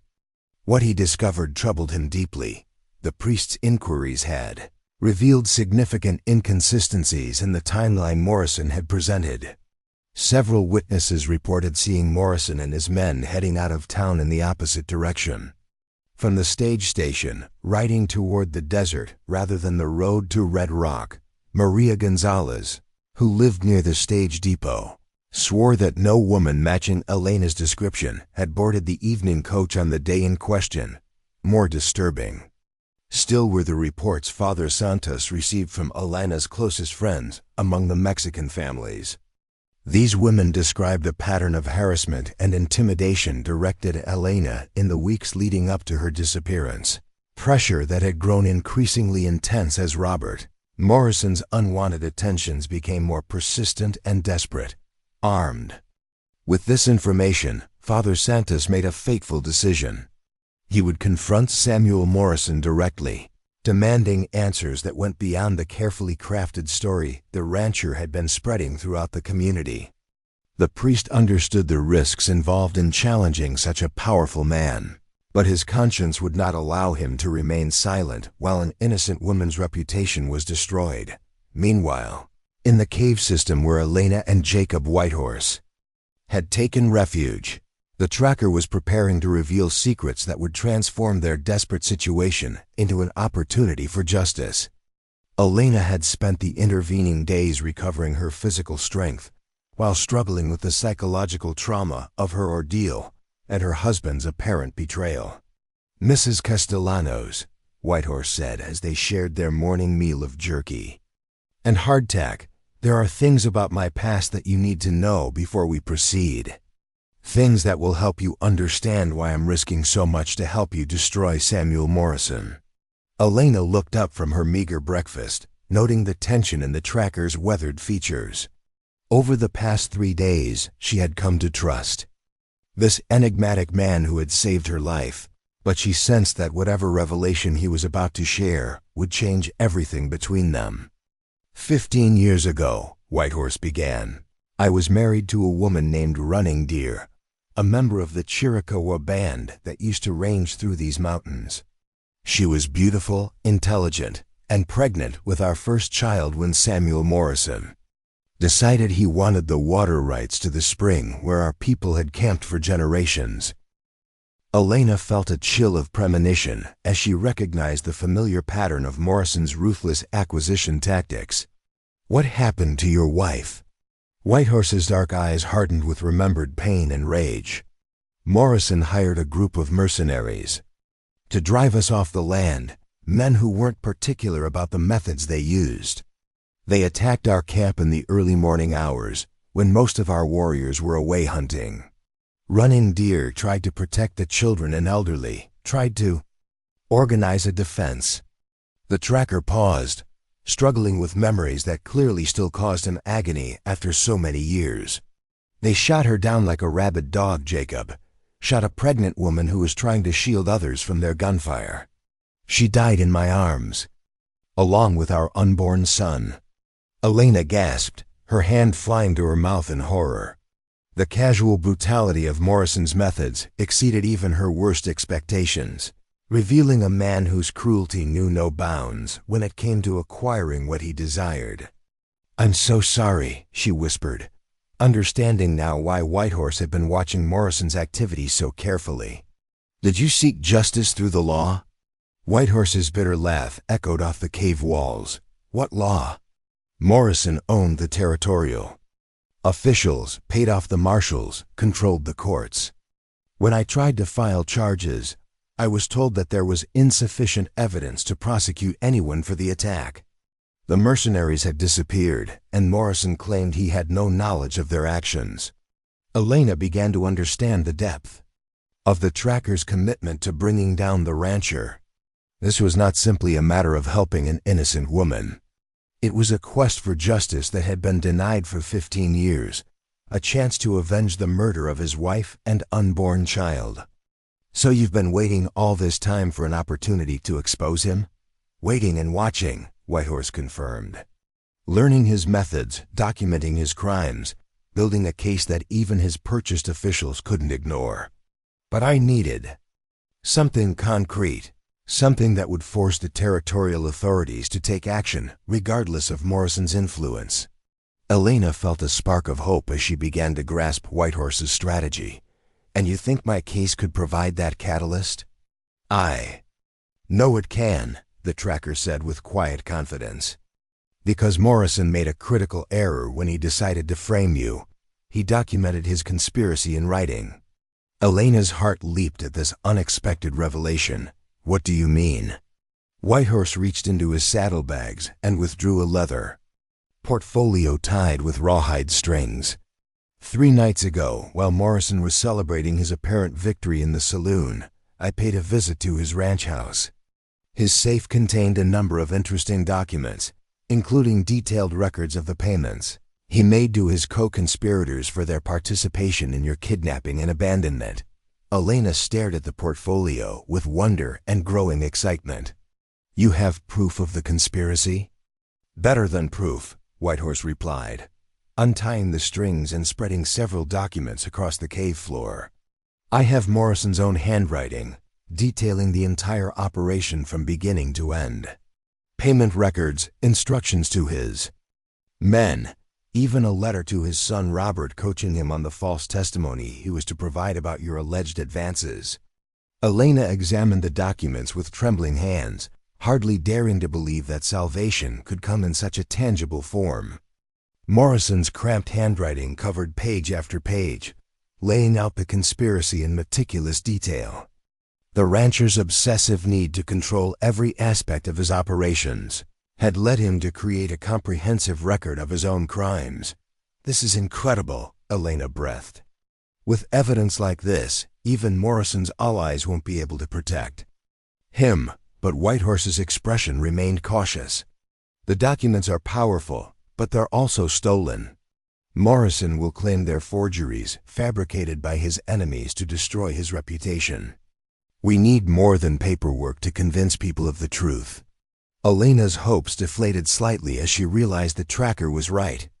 Morrison's wealth and influence would allow him to challenge the authenticity of any evidence presented against him, especially if that evidence had been obtained through burglary. Then what do you suggest? She asked. Whitehorse's smile was predatory, revealing a man who had spent years planning for this moment. We're going to force Morrison to confess publicly, in front of witnesses who can't be bought or intimidated. And we're going to use his own arrogance against him. Before Elena could ask for clarification, the sound of approaching hoofbeats echoed through the canyon outside their cave. Whitehorse immediately drew his rifle and motioned for Elena to move deeper into the shadows, his body tense with combat readiness. But the voice that called out from the canyon floor was not that of Morrison or his men. Jacob Whitehorse. I know. You're up there. I've come alone, and I need to speak with you about Elena Castellanos. Elena's eyes widened as she recognized the accented English of Father Miguel Santos. Whitehorse studied her face carefully, reading the recognition and hope that flickered in her dark eyes. You know this priest? He asked quietly. He baptized me as a child, performed my marriage ceremony, has been like a father to me since my own died. If anyone in Bitter Ridge would believe my innocence, it would be Father Santos. Whitehorse considered this information carefully, weighing the risks and potential benefits of revealing their location to another person. Finally, he made his decision and called out to the canyon floor. Come up, Father. Follow the narrow trail on the eastern wall, but come slowly and keep your hands visible. Father Santos appeared at the cave entrance several minutes later. His co-Father Santos appeared at the cave entrance several minutes after. Aged face flushed from the difficult climb, and his black robes dusty from the journey. His eyes immediately found Elena, and his expression transformed from worried determination to profound relief. Mia, he said softly, using the affectionate Spanish term for daughter. Thank God you're alive. When I couldn't find any trace of your departure from town, I feared the worst. Elena rose and embraced the elderly priest, tears streaming down her face as she felt the first human warmth and acceptance she had experienced since her ordeal began. Father, they said such terrible things about me. They convinced everyone that I was guilty of adultery, that I confessed and ran away. Father Santos held her at arm's length, studying her face with the keen perception of a man who had heard thousands of confessions and learned to distinguish truth from deception. I never believed those stories, Elena. I know your heart, no. Your character. Whatever Samuel Morrison claims happened, I know you are innocent of adultery. Whitehorse watched this reunion with satisfaction, recognizing that the priest's presence provided exactly the kind of moral authority they needed to challenge Morrison's narrative. Father Santos, what brings you looking for us in this remote location? The priest's expression hardened as he turned to address the tracker. I've been investigating the circumstances of Elena's alleged confession and departure. Morrison's story contains too many inconsistencies, too many convenient details. That can't be verified. I believe he and his men committed a grave crime against this innocent woman. What kind of inconsistencies? Elena asked, eager to hear that others had recognized the flaws in Morrison's lies. Father Santos settled himself on a flat rock and began recounting his discoveries. No one at the stage depot remembers seeing you board the coach to Red Rock. Several witnesses saw Morrison's group riding toward the desert rather than toward town. Most importantly, I spoke with Carlos Valdez before he left the territory. Elena's heart stopped. You spoke with Carlos? He's still here. He was delayed in Phoenix by a broken wagon wheel, didn't leave Arizona until yesterday. I tracked him down and asked him about his stay near your property. Elena, that man spoke of you with the highest respect, described you as a devout Christian woman who offered charity to a stranger in need. He was horrified when I told him you were being accused of adultery based on his visit. Whitehorse leaned forward with intense interest. Did Valdez make any statements about the accusations against Mrs. Castellanos? More than statements, Father Santos replied. He wrote out a detailed account of his time in Bitter Ridge, swearing before God that his interactions with Elena were entirely innocent and proper. He's willing to return to testify if necessary, though his family obligations make such a journey difficult. Elena felt overwhelming gratitude toward the merchant who had unknowingly been the catalyst for her destruction but was now willing to risk his own interests to clear her name. At least someone knows the truth about what really happened. There's more, Father Santos continued. I also spoke with several members of our community who have been watching Morrison's activities for months. They describe a pattern of harassment directed at you, pressure that increased dramatically after his son's advances were rejected. Whitehorse nodded approvingly. The priest has been conducting the same kind of investigation I've been pursuing. Elena, between his evidence and the documents I obtained from Morrison's safe, we have enough material to destroy the ranchers' credibility completely. Father Santos's eyebrows rose at the mention of stolen documents. I trust these materials were obtained through legal means? Legal enough, Whitehorse replied diplomatically. The important thing is that they provide documentary evidence of Morrison's conspiracy to frame Mrs. Castellanos. His own handwriting details the entire operation. The priest studied the tracker's weathered face, clearly grappling with the moral implications of using stolen evidence to pursue justice. And what do you propose to do with this information? Whitehorse's smile was cold and calculating. We're going to force Morrison to confess publicly in front of the entire town. His arrogance and need to control the narrative will be his downfall. Elena looked between the two men, feeling hope bloom in her chest for the first time since her ordeal began. How do we make him confess? By making him believe he's already won completely, Whitehorse explained. We're going to stage your death, Elena. Let Morrison think his plan succeeded perfectly, that you died in the desert and will never return to challenge his version of events. When he's convinced he's safe, we'll reveal the truth in a way that destroys him utterly. Father Santos looked troubled by the deception involved in such a plan. This seems like a dangerous game to play with such a ruthless man. What if something goes wrong? Something has already gone wrong, Elena said with quiet determination. Morrison has destroyed my reputation, poisoned my husband against me, and separated me from my children. I have nothing left to lose and everything to gain from exposing his crimes. Whitehorse nodded approvingly at Elena's resolve. The plan requires careful timing and coordination, but it will work. Morrison's greatest weakness is his conviction that he's smarter than everyone around him. We're going to use that arrogance to trap him in his own lies. As the three conspirators began planning their campaign of justice, none of them could foresee the full implications of the forces they were setting in motion. Morrison's crimes extended far beyond the framing of one innocent woman, and his downfall would expose a web of corruption that reached into every corner of the Arizona territory. But for now, Elena Castellanos felt something she hadn't experienced.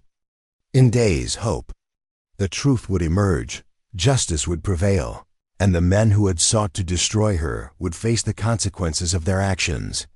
The game was far from over, and the next move belonged to the forces of righteousness.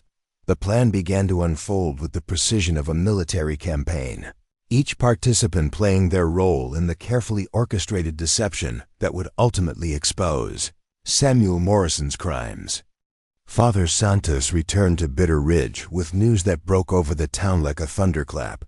Elena Castellanos had been found dead in the desert, her body discovered by a passing prospector who had reported the tragic find to the territorial authorities. The priest's announcement in the town square drew a crowd of curious onlookers, many of whom had participated in the gossip campaign that had driven Elena from their community. Father Santos's weathered face showed appropriate grief as he described the prospector's account of finding a woman's remains near a dried waterhole, apparently dead from exposure and dehydration. The territorial marshal has confirmed the identity. Father Santos announced to the assembled crowd. Elena Castellanos died alone in the wilderness, victim of the harsh justice we imposed upon her. Her blood is on our hands, all of us who chose to believe rumors over our Christian duty to show mercy and seek truth. Samuel Morrison stood at the edge of the crowd, his face carefully composed to show the appropriate mixture of sadness and vindication. But those who knew him well could detect the satisfaction gleaming in his eyes as he absorbed the news of Elena's death. His plan had succeeded beyond his wildest expectations, eliminating the only person who could have challenged his version of events. "This is a tragedy," Morrison declared, stepping forward to address the crowd with the authority of Bitter Ridge's most prominent citizen. "But we must remember that Elena Castellanos chose her own path. She confessed her sins and asked to leave town rather than face the consequences of her actions. Her death, while regrettable, was the result of her own decisions." Several townspeople nodded in agreement, accepting Morrison's interpretation of events as they had accepted everything else he had told them about Elena's alleged crimes. But Father Santos was not finished with his performance. "There is more," the priest continued, his voice heavy with manufactured sorrow. "The prospector found personal effects near the body, including a letter that Elena apparently wrote before she died. A confession, seeking God's forgiveness for the lies she told about the circumstances of her departure from Bitter Ridge." Morrison's eyes sharpened with interest and a flicker of concern. He had not anticipated any final communication from Elena, and the possibility that she might have written something that contradicted his narrative filled him with unease. "What did this letter say?" Morrison asked, trying to keep his voice casual despite the tension that suddenly gripped his chest. Father Santos reached into his robes and withdrew a folded piece of paper, apparently aged and stained by exposure to the elements. She confessed to lying about her innocence, admitted that her shame had driven her to deny her adultery even when confronted with evidence. She begged forgiveness from her husband and asked that her children be told she died repentant of her sins.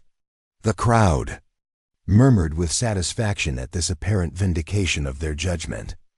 Morrison felt relief wash over him as he realized that this final confession actually strengthened his position rather than threatening it. Elena's death had eliminated any possibility of future challenges to his story, and this letter seemed to confirm every detail of his narrative. But Father Santos was not finished. However, he continued, there are disturbing questions about how Elena came to be in that particular location. The prospector found evidence suggesting she had not died alone in the desert, but had been deliberately abandoned there by persons unknown. Morrison's blood turned to ice in his veins. What kind of evidence? Rope marks on her wrists and ankles, suggesting she had been bound. Tracks indicating multiple horses and men in the area. Most troubling of all, the prospector discovered torn clothing that did not belong to Elena, fabric that appeared to have been left behind by someone else. The priest's words sent a ripple of unease through the assembled crowd. If Elena had indeed been murdered rather than dying of natural causes in the desert, then someone in their community was guilty of a terrible crime. Morrison struggled to maintain his composure as Father Santos continued his devastating performance. The territorial marshal has opened an investigation into Elena's death, treating it as a possible homicide.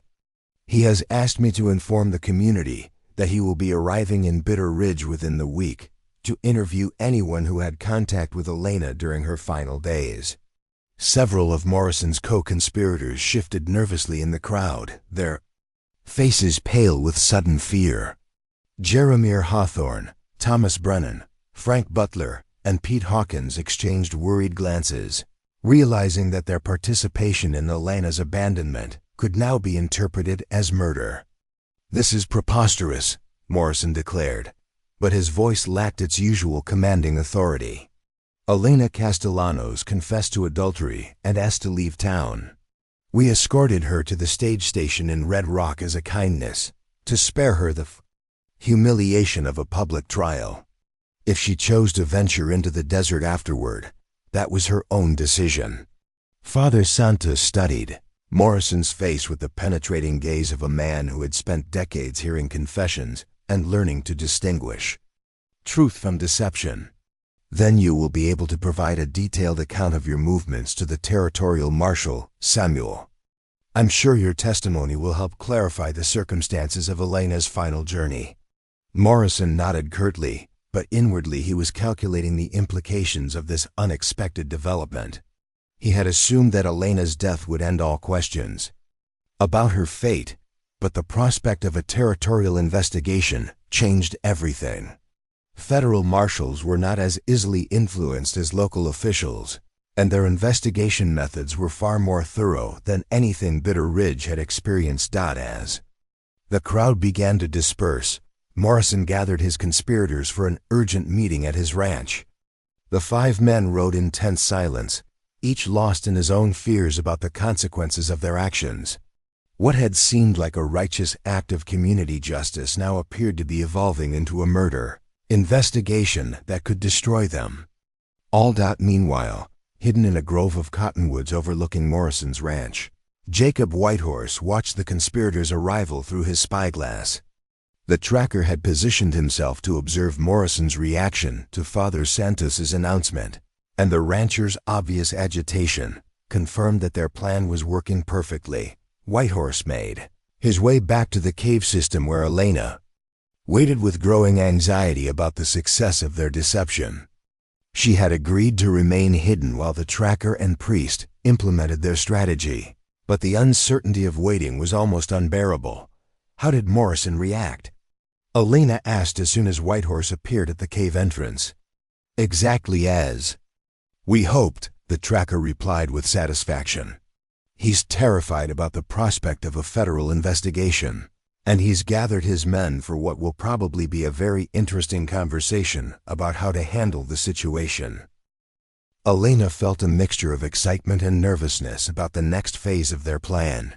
"When do we reveal that I'm still alive?" "Tonight," Whitehorse said. "Morrison will try to coordinate his conspirators' stories, make sure they all tell the same lies to the federal marshal. But we're going to interrupt that meeting and force the truth out of them in front of witnesses." As darkness fell over the Arizona territory, Whitehorse and Elena made their way toward Morrison's ranch house, following game trails and dry washes that allowed them to approach undetected. Elena wore dark clothing, borrowed from Father Santos, and a wide-brimmed hat that concealed her distinctive features. The ranch house blazed with lamplight as Morrison's conspirators gathered in his study, their voices raised in heated argument about how to handle the federal investigation. Whitehorse and Elena crept close enough to hear their conversation through the open windows, confirming that the men were indeed discussing their participation in Elena's abandonment. "I told you this was a mistake," Thomas Brennan was saying, his young voice cracking with fear. "We should have waited for Miguel to return, let him deal with his wife's alleged adultery. Now we're all facing murder charges." "Nobody's facing murder charges," Morrison snapped, but his confident tone sounded forced. "Elena died of exposure after we left her at the stage station. Whatever happened to her in the desert afterward is not our responsibility." Jeremiah Hawthorne's voice carried a note of panic. "But the priest said there was evidence of foul play, rope marks and torn clothing. How do we explain that?" "We don't explain anything," Morrison replied firmly. "We stick to our story. Elena confessed to adultery, asked to leave town quietly, and we escorted her to Red Rock as an act of Christian charity. End of story." Frank Butler's gravelly voice cut through the tension. "What if she didn't die? What if she's still alive out there somewhere, waiting for a chance to come back and destroy us?" Morrison's laugh was harsh and bitter. "She's dead. Frank, no woman could survive 3 days naked in the desert without water. Father Santos confirmed her body was found, even brought back her final confession. Elena Castellanos is gone forever." Outside the window, Elena felt tears of rage and frustration at hearing Morrison's casual dismissal of her suffering. But Whitehorse's steady presence beside her provided the strength she needed to continue with their plan. "That's our cue," Whitehorse whispered, checking his weapons one final time. "Remember, stay behind me until I give the signal. When we enter that room, everything changes." Elena nodded, her heart pounding with a mixture of terror and anticipation. After days of hiding and planning, the moment of reckoning had finally arrived. Justice would be served, truth would triumph, and the men who had sought to destroy her would face the consequences of their crimes. Whitehorse kicked open the front door of the ranch house with explosive force, his rifle trained on the startled men in the study. "Good evening, gentlemen. I believe you've been discussing my friend Elena Castellanos." The 5 conspirators froze in shock, their faces draining of color as they processed the unexpected intrusion. Morrison reached for the pistol at his hip, but Whitehorse's rifle swung toward him with deadly precision. "I wouldn't recommend that, Samuel. My finger's feeling a bit nervous tonight. Might accidentally squeeze the trigger if anyone makes any sudden movements." Morrison's hand stopped inches from his weapon, his eyes fixed on the tracker's implacable expression. "Whitehorse, I should have known you'd stick your nose into business that doesn't concern you." "Oh, but it does concern me," Whitehorse replied with a cold smile. "You see, I've been watching you for years, documenting your crimes, waiting for the right moment to bring you down. Elena's case gave me exactly the evidence I needed." Thomas Brennan's voice was barely a whisper. "Evidence of what?" "Evidence of conspiracy, kidnapping, attempted murder, and a pattern of criminal behavior, stretching back 15 years. Would you like me to read from Samuel's own records? He's quite meticulous about documenting his crimes." Whitehorse reached into his jacket and withdrew the leather portfolio containing Morrison's stolen documents. "Payment records for your participation in Elena's abduction, detailed instructions for her abandonment in the desert, even coaching notes for the false testimony you were supposed to provide." The conspirators stared at the documents in horror, realizing that their leader's obsessive record-keeping had created evidence of their own guilt. Morrison's face had gone ashen as he recognized his private papers in the tracker's hands. "Those documents are stolen property," Morrison said desperately. "Obtained illegally, inadmissible in any court of law." "Perhaps," Whitehorse conceded. "But they make for very interesting reading when shared with the right people. Federal marshals, territorial officials, newspaper editors who might be interested in a story about corruption in Arizona Territory." Elena stepped out from behind Whitehorse, removing her hat to reveal her face to the men who had left her to die. The sight of her alive and unharmed struck the conspirators like a physical blow, their carefully constructed reality crumbling around them. "Hello, Samuel," Elena said quietly, her voice carrying a strength and authority that had been forged in the crucible of her desert ordeal. "Surprised to see me?" Morrison staggered backward as if struck, his mouth working soundlessly as he struggled to process the impossible sight before him. Elena Castellanos was supposed to be dead, her body rotting in the desert sun, her secrets buried forever in the shifting sands of the Arizona wilderness. "You're dead," Morrison whispered. "Father Santos confirmed it. We saw the evidence." Elena's smile was cold and unforgiving. "Reports of my death have been greatly exaggerated, as you can see. But your crimes are very much alive, Samuel. Every lie you told, every false accusation you made, every act of cruelty you committed. All of it documented and ready to be presented to the territorial authorities." Thomas Brennan suddenly broke, his nerves shattered by the supernatural appearance of the woman he had helped condemn. "I never wanted to hurt you, Mrs. Castellanos. Morrison forced me to participate, threatened to destroy my livelihood if I refused." "Shut up, you fool!" Morrison snarled, but the damage was already done. Brennan's confession had opened the floodgates, and the other conspirators began to speak as well. "He paid us," Pete Hawkins babbled, his saloon owner's composure completely destroyed. "Promised protection from the law if we helped him get rid of you. Said you were a threat to the moral order of the community." Jeremiah Hawthorne pointed an accusing finger at his cousin. "This was all Samuel's idea. He's the one who wanted to punish you for rejecting his son's advances. We just went along because we were afraid of what he'd do to us if we refused." Frank Butler remained silent, but his guilty expression spoke volumes about his participation in the conspiracy.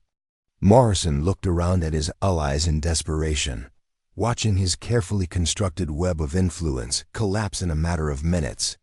"You can't prove anything," Morrison said desperately. "It's your word against ours, and who's going to believe? A half-breed tracker and a woman who's already been branded as an adulteress." Elena stepped forward, her dark eyes blazing with righteous fury. "They're going to believe the testimony of Carlos Valdez, who has provided a written statement confirming my innocence. They're going to believe Father Santos, who investigated your lies and found them lacking. Most importantly, they're going to believe your own handwriting, Samuel, because Jacob has every document you wrote planning my destruction." Morrison's shoulders sagged as he realized the hopelessness of his position. His own meticulous nature had created an unbreakable chain of evidence connecting him to Elena's persecution, and his conspirators were already abandoning him to save themselves. "What do you want?" Morrison asked finally, his voice defeated. "Justice," Elena replied simply. "A public confession in front of the entire town, admitting your lies and restoring my reputation.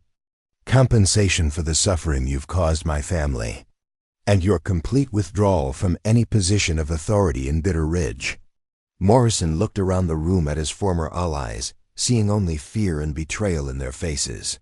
The empire he had built through intimidation and corruption was crumbling, and there was no one left to stand with him against the forces of truth and justice.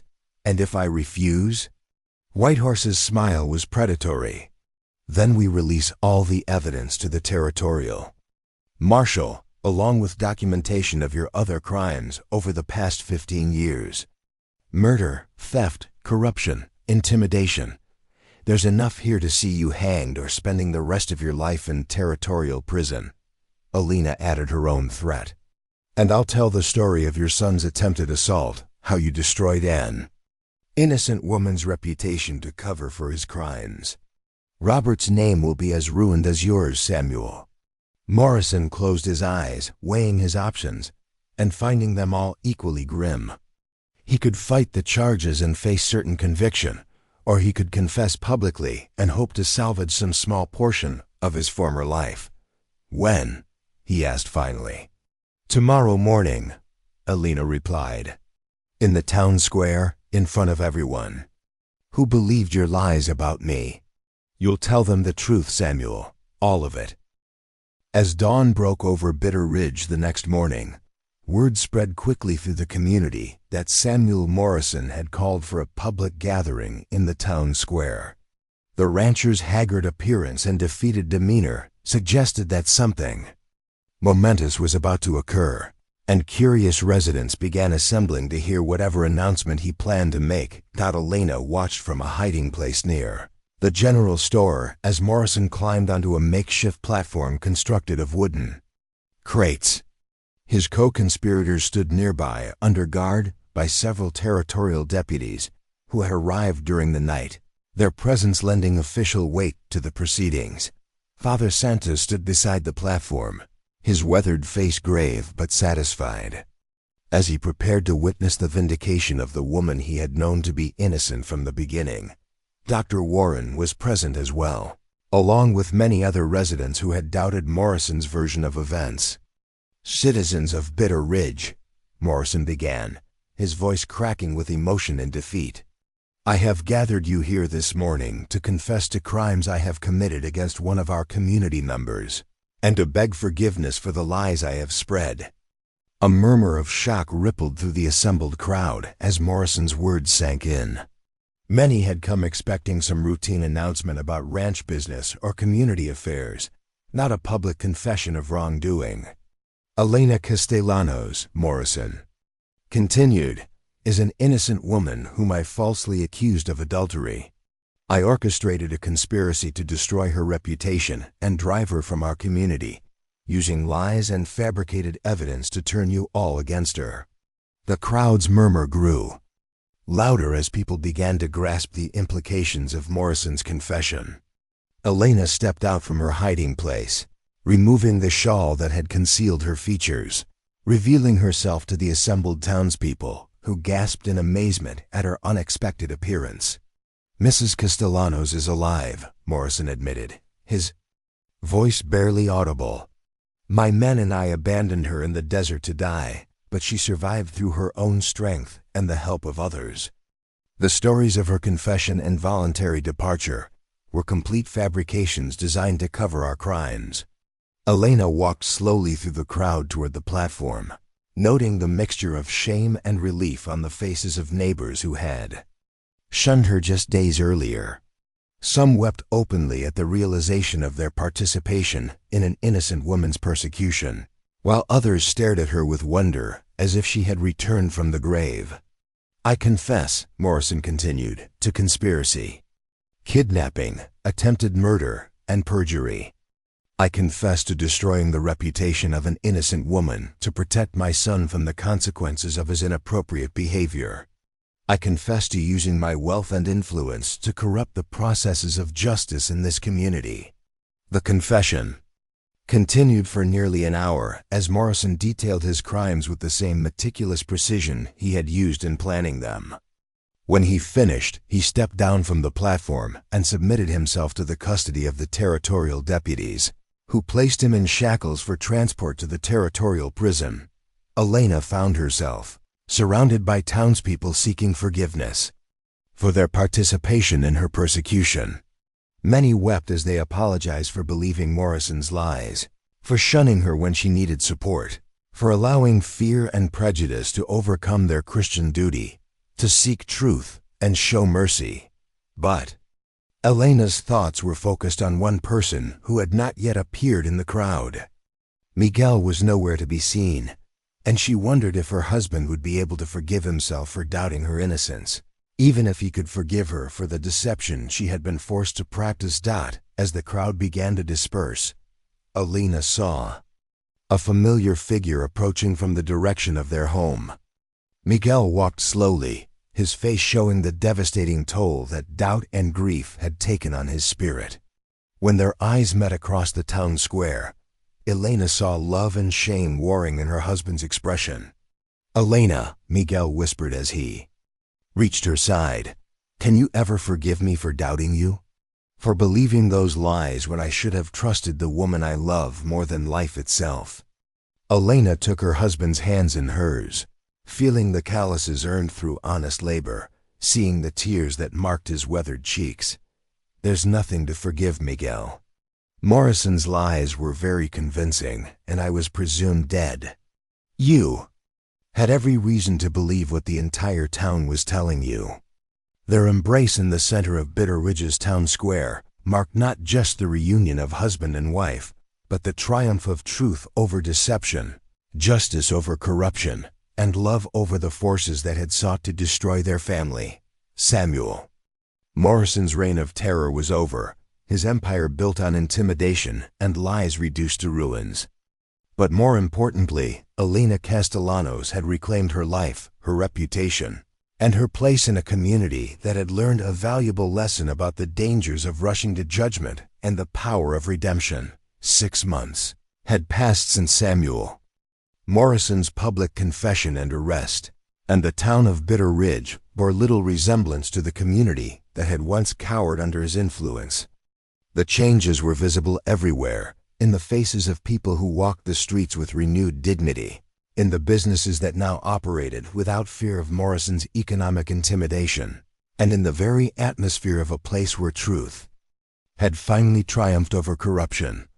Elena Castellanos stood in the doorway of her expanded dress shop, watching the morning bustle of a town that had learned to embrace justice rather than fear it. The modest storefront that had once served as a desperate means of survival had blossomed into the territory's most sought-after establishment for fine clothing and alterations.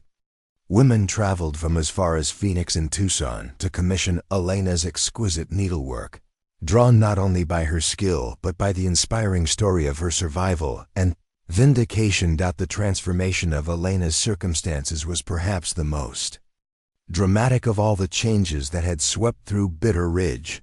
The territorial government, embarrassed by the revelation of Morrison's crimes and the corruption they had enabled, had awarded Elena substantial compensation for her suffering. The money had allowed her to expand her business, purchase property, and secure her family's financial future in ways she had never dared imagine. But more important than material compensation was the restoration of Elena's reputation and the respect she now commanded throughout the territory. Her story had spread far beyond Bitter Ridge, becoming a symbol of resilience and the ultimate triumph of truth over powerful lies. Newspaper articles had been written about her ordeal, and she had received letters of support from women across the American West who had faced their own struggles against prejudice and false accusation. Miguel emerged from the blacksmith shop next door, his face bright with satisfaction as he wiped his hands on his leather apron. The reunion with his wife had healed more than their marriage. It had restored his faith in justice and his belief in the power of love to overcome even the darkest circumstances.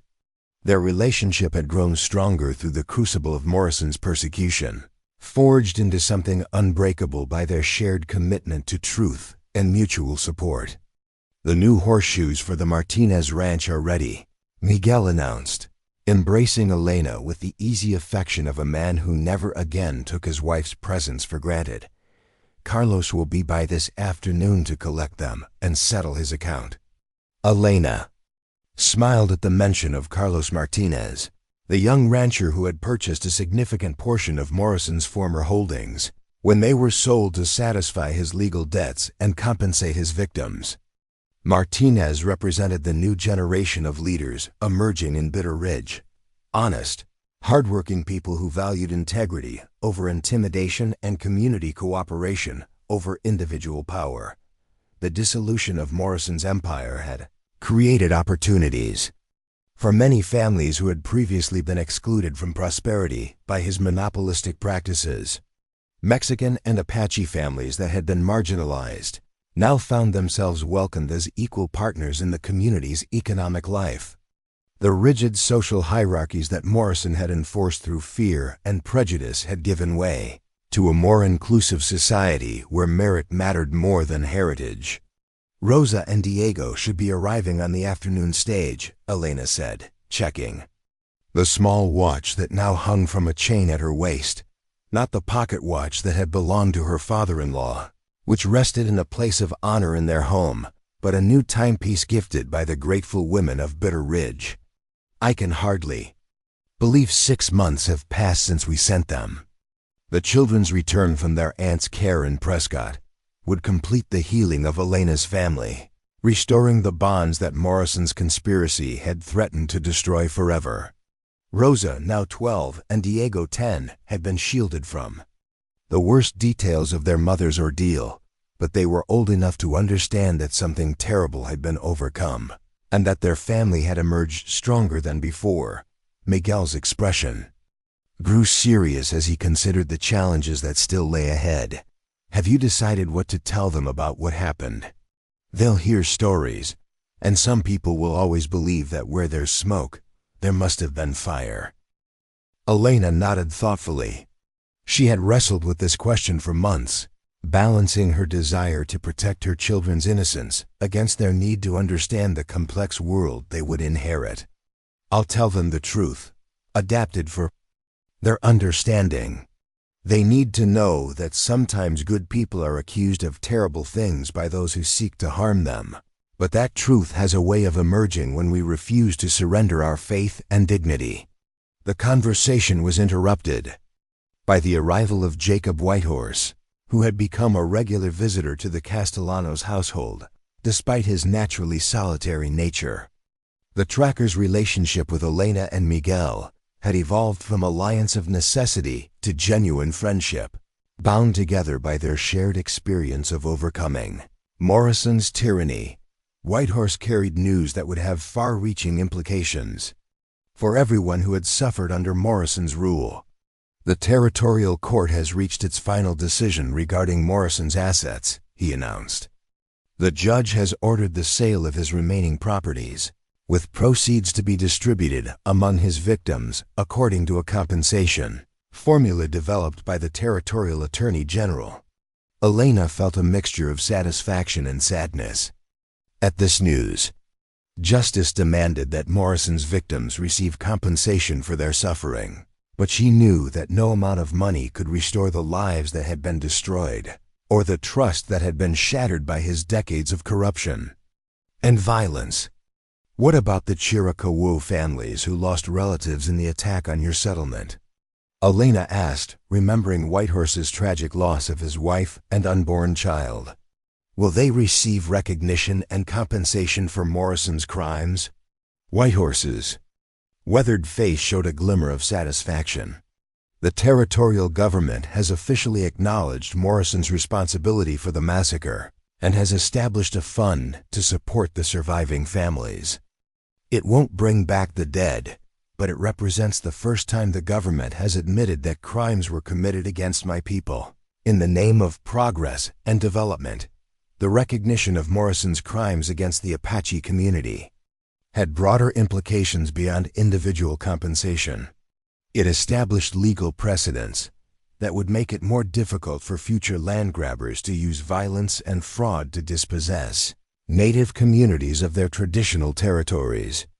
Whitehorse's patient documentation of Morrison's activities had provided the evidence necessary to expose a pattern of crimes that extended far beyond Bitter Ridge. As the afternoon wore on, the community prepared for an event that would symbolize the complete transformation of Bitter Ridge's moral landscape.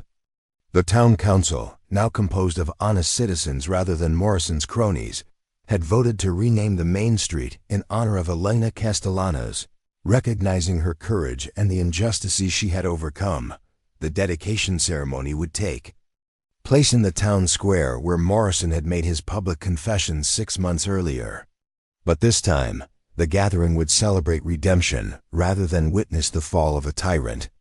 Citizens from throughout the territory had traveled to Bitter Ridge for the occasion, drawn by the inspiring story of a community that had found the courage to confront its own complicity and corruption. Father Miguel Santos prepared to deliver the dedication blessing, his aged voice carrying clearly across the assembled crowd. The priest had become something of a celebrity in his own right, praised throughout the territory for his courageous investigation of Morrison's lies and his unwavering support for truth and justice. His role in Elena's vindication had elevated him from a humble circuit rider to a respected moral authority whose opinions carried weight in territorial politics. "We gather today," Father Santos began, "not to celebrate the fall of evil, but to commemorate the triumph of good." Elena Castellanos represents the best qualities of the human spirit: resilience in the face of persecution, faith in the ultimate power of truth, and forgiveness for those who wronged her. Elena felt tears gathering in her eyes as she listened to the priest's words, remembering the dark days when death in the desert had seemed preferable to the destruction of her reputation and family. The woman who had been abandoned naked in the wilderness bore little resemblance to the respected businesswoman and community leader who now stood before hundreds of admirers. The ceremony continued with speeches from territorial officials who praised Bitter Ridge's transformation and held it up as an example for other communities struggling with corruption and injustice. Elena was invited to speak, and she rose to address the crowd with the quiet dignity that had sustained her through her darkest hours. "6 months ago," Elena began, "I stood in this same square as a broken woman, stripped of everything I valued. My reputation, my family's trust, my place in this community. I had been abandoned to die in the desert, accused of crimes I had never committed, betrayed by neighbors I had considered friends." The crowd listened in respectful silence as Elena recounted her ordeal, many weeping openly as they remembered their own roles in her persecution. Her words carried no bitterness or recrimination, only a profound understanding of human frailty and the power of redemption. "But I also learned something precious during those dark days," Elena continued. "I learned that truth is stronger than lies, that justice may be delayed, but cannot be permanently denied, and that communities can heal from even the deepest wounds when they choose courage over comfort and integrity over expedience." Elena's speech was interrupted by cheers and applause from the crowd, but she raised her hand for silence as she prepared to deliver her most important message. "Today marks not just the dedication of a street in my honor, but the birth of a new Bitter Ridge, a community committed to protecting the innocent, supporting the vulnerable, and seeking truth even when it challenges our preconceptions. We must never again allow fear and prejudice to blind us to injustice occurring in our midst." As Elena concluded her remarks, Miguel joined her on the platform, followed by their children who had arrived on the afternoon stage as planned. Rosa and Diego ran to their mother's arms, their joyful reunion symbolizing the restoration of everything that Morrison's conspiracy had sought to destroy. The crowd erupted in celebration as the street sign was unveiled, revealing Castellanos Avenue in bold letters that would stand as a permanent reminder of courage rewarded and justice served. Children scattered flower petals while a brass band played triumphant melodies that echoed off the surrounding buildings. But the day's surprises were not yet complete. As the formal ceremony concluded, a familiar figure appeared at the edge of the crowd, travel-worn and dusty from a long journey. Carlos Valdez, the merchant whose innocent visit had provided the pretext for Elena's persecution, had traveled from Sonora to witness her vindication and offer his personal apologies for the suffering his presence had inadvertently caused. "Señora Castellanos," Valdez said as he approached Elena's family, "I have carried the burden of guilt for months, knowing that my visit to your home provided the excuse for those evil men to destroy your reputation. I had to come and see with my own eyes that justice had been served." Elena embraced the merchant warmly, understanding that his guilt was misplaced, but appreciating the gesture of solidarity he had made by traveling so far to offer his support. "You bear no responsibility for what happened, Carlos. Your visit was an act of charity that I was proud to provide, and your testimony helped expose the truth about Morrison's lies." Valdez reached into his traveling pack and withdrew a beautifully crafted silver cross on a delicate chain, clearly the work of a master artisan. "This belonged to my grandmother, a woman who faced many trials in her long life but never lost faith in God's justice. I would be honored if you would accept it as a symbol of the triumph we celebrate today." Elena accepted the gift with tears in her eyes, recognizing the profound significance of the gesture. The cross would become a treasured family heirloom, passed down to Rosa and future generations as a reminder of the power of faith to sustain hope even in the darkest circumstances. As evening approached and the celebration began to wind down, Elena found herself reflecting on the remarkable journey that had brought her from the edge of death to this moment of complete vindication. The desert that had nearly claimed her life had ultimately become the crucible in which her true strength was revealed and her character was forged into something unbreakable. The transformation of Bitter Ridge continued in the weeks and months that followed the dedication ceremony. Property values rose as investors recognized the community's commitment to honest governance and fair dealing. New businesses opened, creating employment opportunities for families that had previously struggled under Morrison's economic monopolies. The school expanded to accommodate children from surrounding settlements whose parents wanted them educated in an atmosphere of tolerance and respect. Elena's dress shop became a gathering place for women throughout the territory, who came not only for her exceptional needlework, but for the inspiration they drew from her story. She mentored young seamstresses and provided employment for women who had been widowed or abandoned, creating a network of mutual support that strengthened the entire community. Miguel's blacksmith business flourished as well, benefiting from the economic growth that followed Morrison's downfall. He hired apprentices and expanded his workshop, becoming known throughout the territory for the quality of his work and the fairness of his business practices. The partnership between husband and wife had been tempered by trial and emerged stronger than ever. Jacob Whitehorse had used his share of Morrison's compensation to purchase land near Bitter Ridge, where he established a ranch that employed both Apache and Mexican workers. His success challenged prejudices that had long divided the community and demonstrated the benefits of cooperation across cultural boundaries. The tracker's reputation for integrity and skill made him a sought-after mediator in disputes throughout the territory. Perhaps most significantly, the children of Bitter Ridge grew up with a different understanding of justice and community responsibility than their parents had possessed. Rosa and Diego Castellanos became leaders among their peers, carrying forward the lessons of their mother's ordeal and inspiring others to stand up for truth and protect the innocent. The story of Elena's persecution and ultimate vindication spread throughout the American West, carried by traveling merchants, circuit riders, and newspaper correspondents who recognized the universal appeal of her triumph.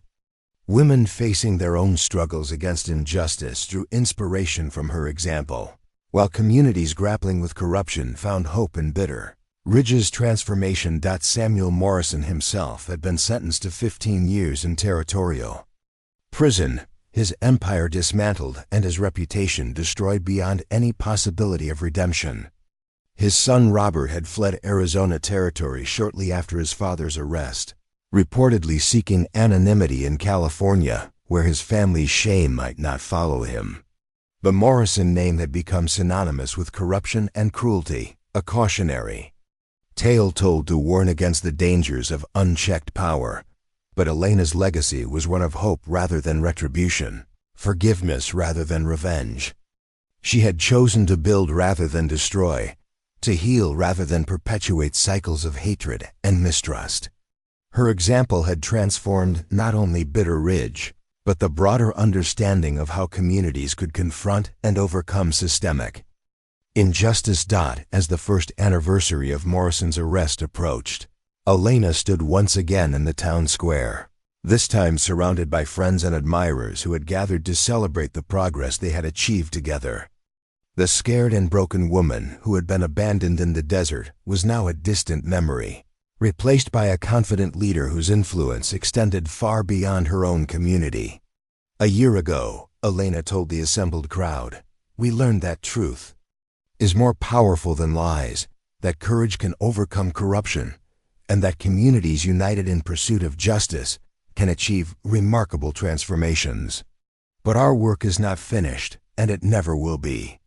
Each generation must choose whether to stand with the oppressed or the oppressor, whether to seek truth or accept comfortable lies." The celebration continued late into the evening, with music and dancing that reflected the joy of a people who had reclaimed their community from the forces of darkness. Children played games in the square while their parents shared stories of hope and progress. The bonds that had been broken by Morrison's reign of terror had been rewoven into something stronger and more beautiful than before. Elena's story had become more than a tale of individual triumph. It had evolved into a template for communities seeking to overcome corruption and build a more just society. The courage she had shown in the face of seemingly insurmountable odds inspired others to challenge injustice wherever they encountered it, creating ripple effects that spread far beyond the boundaries of Bitter Ridge. As the stars emerged in the clear desert sky, Elena took her husband's hand and walked slowly toward their home, their children running ahead with the boundless energy of youth. The pocket watch that had once belonged to Miguel's father ticked steadily in Elena's dress pocket, marking time that was no longer their enemy but their ally in building a better future. The desert wind that had once carried the sound of Elena's desperate footsteps now whispered of redemption and renewal, carrying the seeds of hope to communities throughout the vast American West. Her story would be told for generations, inspiring others to believe that truth could triumph over lies, that justice could overcome corruption, and that love could heal even the deepest wounds inflicted by hatred and fear. In the end, Elena Castellanos had achieved something more precious than mere survival or vindication. She had transformed tragedy into triumph, persecution into purpose, and her own suffering into a beacon of hope for all who faced seemingly impossible odds in their pursuit of justice and truth. The ripple effects of Elena's vindication continued to spread throughout the Arizona Territory and beyond, touching lives in ways that none of the original participants could have foreseen. Letters arrived weekly at Elena's dress shop from women across the American frontier, wives of miners in Colorado, ranchers' daughters in Montana, schoolteachers in New Mexico, all sharing their own stories of persecution overcome and drawing strength from Elena's example. One particularly moving correspondence came from Sarah Mitchell, a widow in Kansas who had been falsely accused of poisoning her husband by his greedy brother seeking to claim her farm. Sarah's letter described how Elena's story had given her the courage to fight the accusations rather than flee in shame, ultimately exposing her brother-in-law's fraudulent claims and securing justice for her family. "Your courage across the miles has become my courage here at home," Sarah wrote.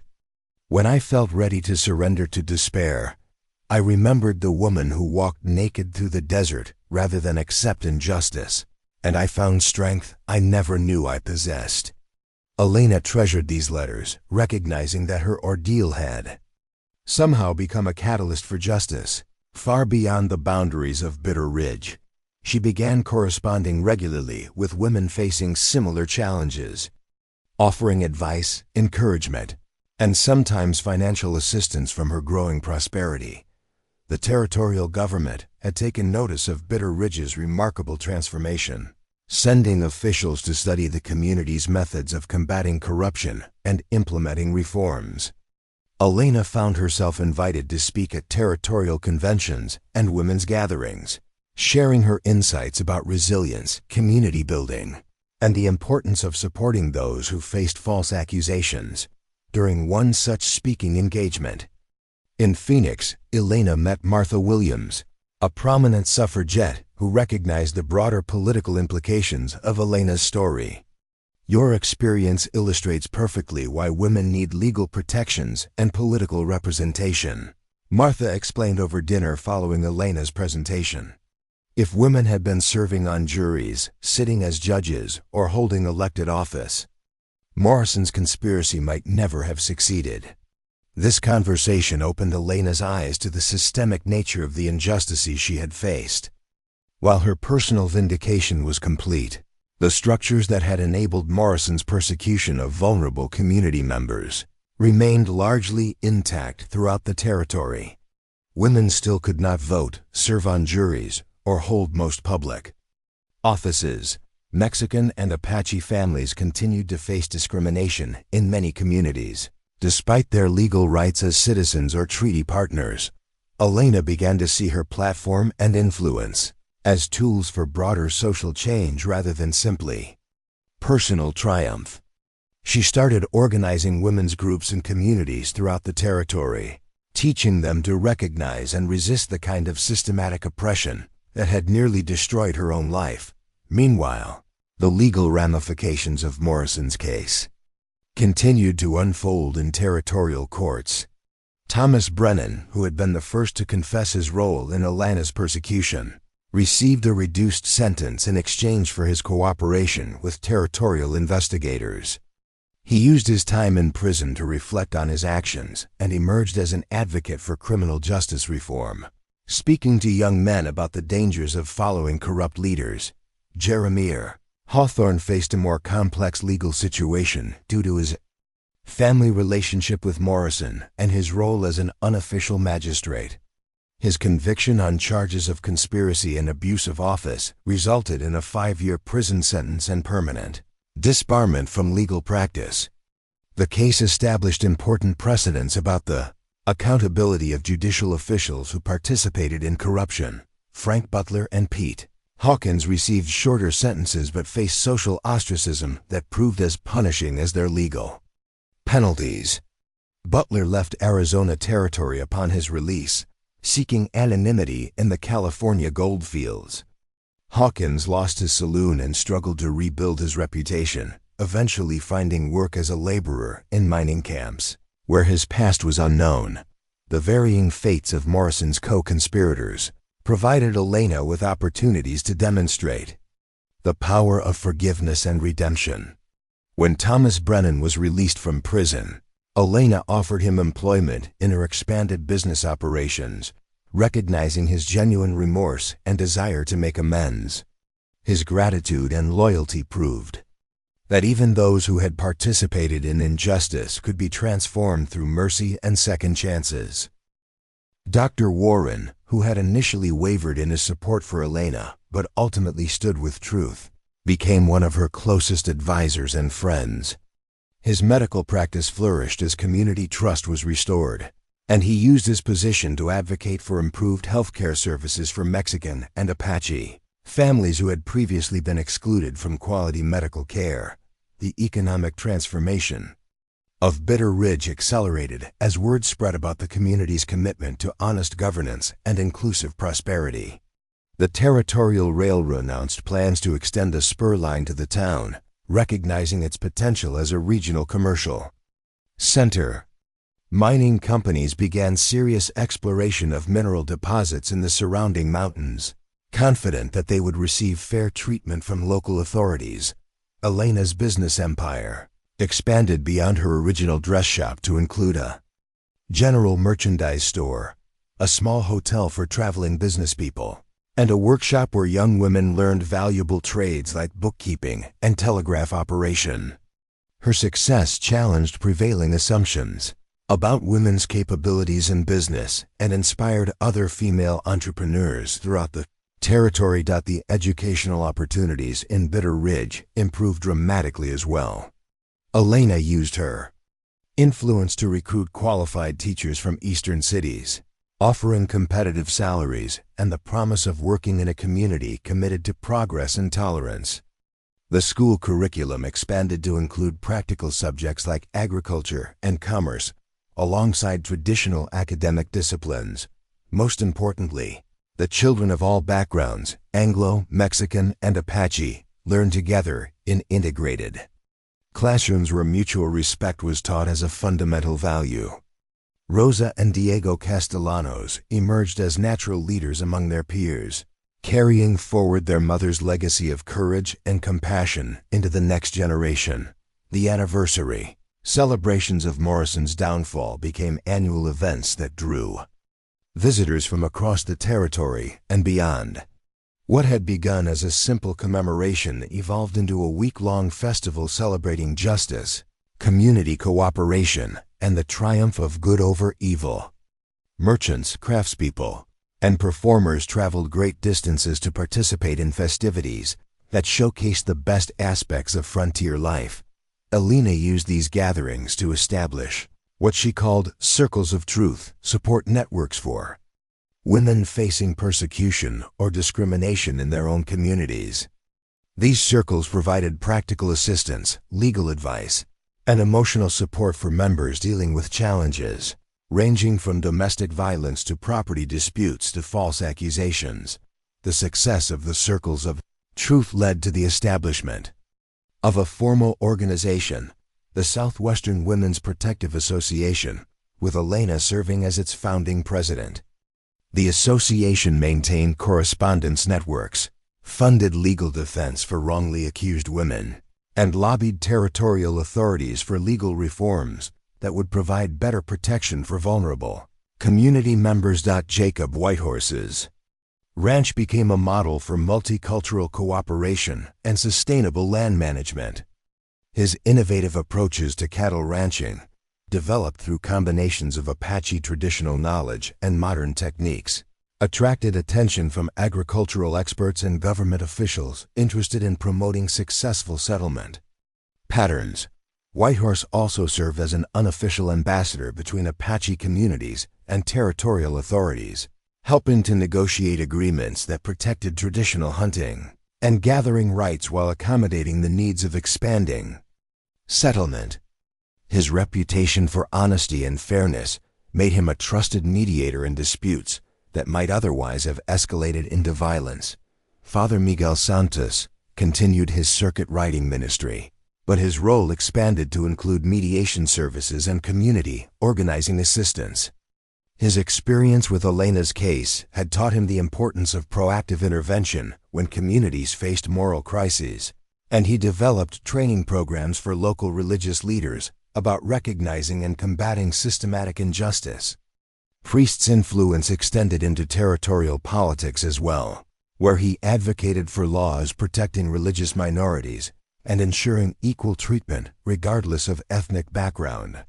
His moral authority, earned through years of faithful service and demonstrated courage, gave weight to his advocacy that secular reformers often lacked. Miguel's blacksmith business had grown into a small industrial operation, employing dozens of workers and producing specialized tools and equipment for mines, ranches, and construction projects throughout the territory. His success demonstrated the economic benefits of honest business practices and fair treatment of employees, inspiring other entrepreneurs to adopt similar approaches. The couple's marriage had been strengthened, rather than weakened by their shared ordeal, creating a partnership that served as a model for other families facing difficult circumstances.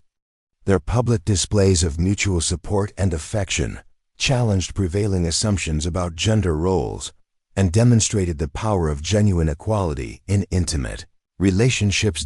As Alina approached her 40th birthday, she reflected on the remarkable journey that had transformed her from a desperate woman, abandoned in the desert, to a regional leader whose influence shaped the lives of thousands.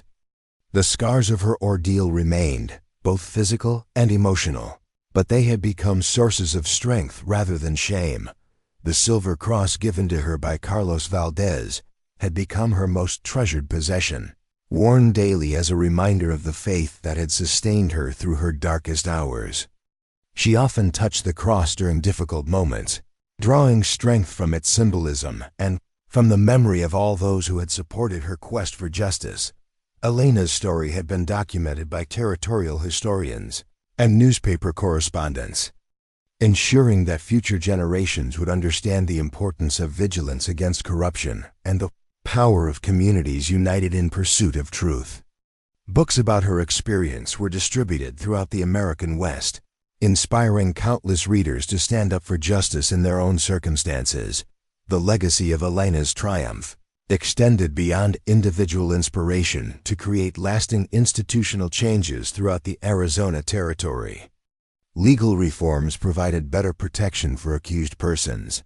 Judicial oversight reduced the influence of wealth and politics on court proceedings, and expanded civil rights legislation ensured more equal treatment regardless of ethnic background. Transformation of Bitter Ridge from a community controlled by fear and corruption to one characterized by justice and inclusion became a template for other settlements facing similar challenges. Territorial officials regularly sent delegations to study the town's methods and adapt them to local circumstances and communities throughout the Southwest. Elena's influence on women's rights proved particularly significant, as her example helped shift public opinion about female capabilities and the importance of protecting women from false accusations and systematic discrimination. The legal precedents established through her case provided foundations for future reforms that would eventually secure voting rights and equal legal protection for women throughout the territory. Perhaps most importantly, Elena's story demonstrated that individuals could make a difference even when facing seemingly insurmountable odds. Her refusal to accept injustice, her courage in confronting powerful enemies, and her commitment to forgiveness and redemption rather than revenge had created positive changes that extended far beyond her personal circumstances. As the sun set over the transformed community of Bitter Ridge on yet another day of prosperity and progress, Elena Castellanos stood as living proof that truth could indeed triumph over lies, that justice could overcome corruption, and that the human spirit could transform even the most devastating persecution into a force for positive change in the world. Years later, when historians would examine the pivotal moments that shaped the American Southwest's transition from frontier lawlessness to civilized society, they would consistently point to the Elena Castellanos case as a watershed event. Her story became required reading in territorial schools, not merely as an inspiring tale of individual triumph, but as a crucial lesson about the vigilance required to maintain justice in any community. The ripple effects of her vindication continued to manifest in unexpected ways throughout the following decades. Young lawyers arriving in the territory carried copies of the court transcripts from Morrison's trial, studying them as examples of how systematic corruption could be exposed and prosecuted. The legal strategies developed by Elena's advocates became standard tools for challenging powerful interests that sought to abuse their positions. Elena's influence on territorial politics proved equally significant. When Arizona achieved statehood, many of the progressive reforms that distinguished its constitution from those of other Western states could be traced directly to precedents established during the Bitter Ridge transformation. Women received broader legal protections, minority communities gained stronger civil rights guarantees, and judicial independence was enshrined as a fundamental principle of governance. The economic model developed in Bitter Ridge, emphasizing inclusive prosperity and cooperative business practices, attracted international attention from social reformers and economic theorists. Delegations from European universities visited the community to study how it had successfully integrated diverse populations while maintaining rapid economic growth. Elena's business practices, particularly her emphasis on employee ownership and profit sharing, influenced labor relations throughout the American West. On quiet evenings, as Elena walked through the streets of the town that had once cast her out, she marveled at the completeness of the transformation. Where once fear and suspicion had divided neighbors, Now festivals celebrating cultural diversity drew thousands of visitors annually. The children playing in the plaza spoke multiple languages fluently, switching effortlessly between English, Spanish, and Apache as they included friends from all backgrounds in their games. The desert that had nearly claimed Alana's life became a pilgrimage destination for women seeking inspiration and renewal. Guided tours followed the route of her desperate journey, culminating at the cave where Jacob Whitehorse had provided sanctuary. These visits often concluded with ceremonies of commitment, where participants pledged to stand against injustice in their own communities, creating an ever-expanding network of advocates for truth and justice. Elena's legacy lived on through the countless lives she had touched and transformed, proof that even in the harshest circumstances, the human capacity for growth, forgiveness, and positive change could create miracles that echoed through generations. Her story remained eternal testimony to the power of courage, the resilience of truth, and the ultimate triumph of justice over even the most determined forces of corruption and hatred. Up next, you've got two more standout stories right on your screen. If this one hits the mark, you won't want to pass these up. Just click and check them out. And don't forget to subscribe and turn on the notification bell so you don't miss any upload from us.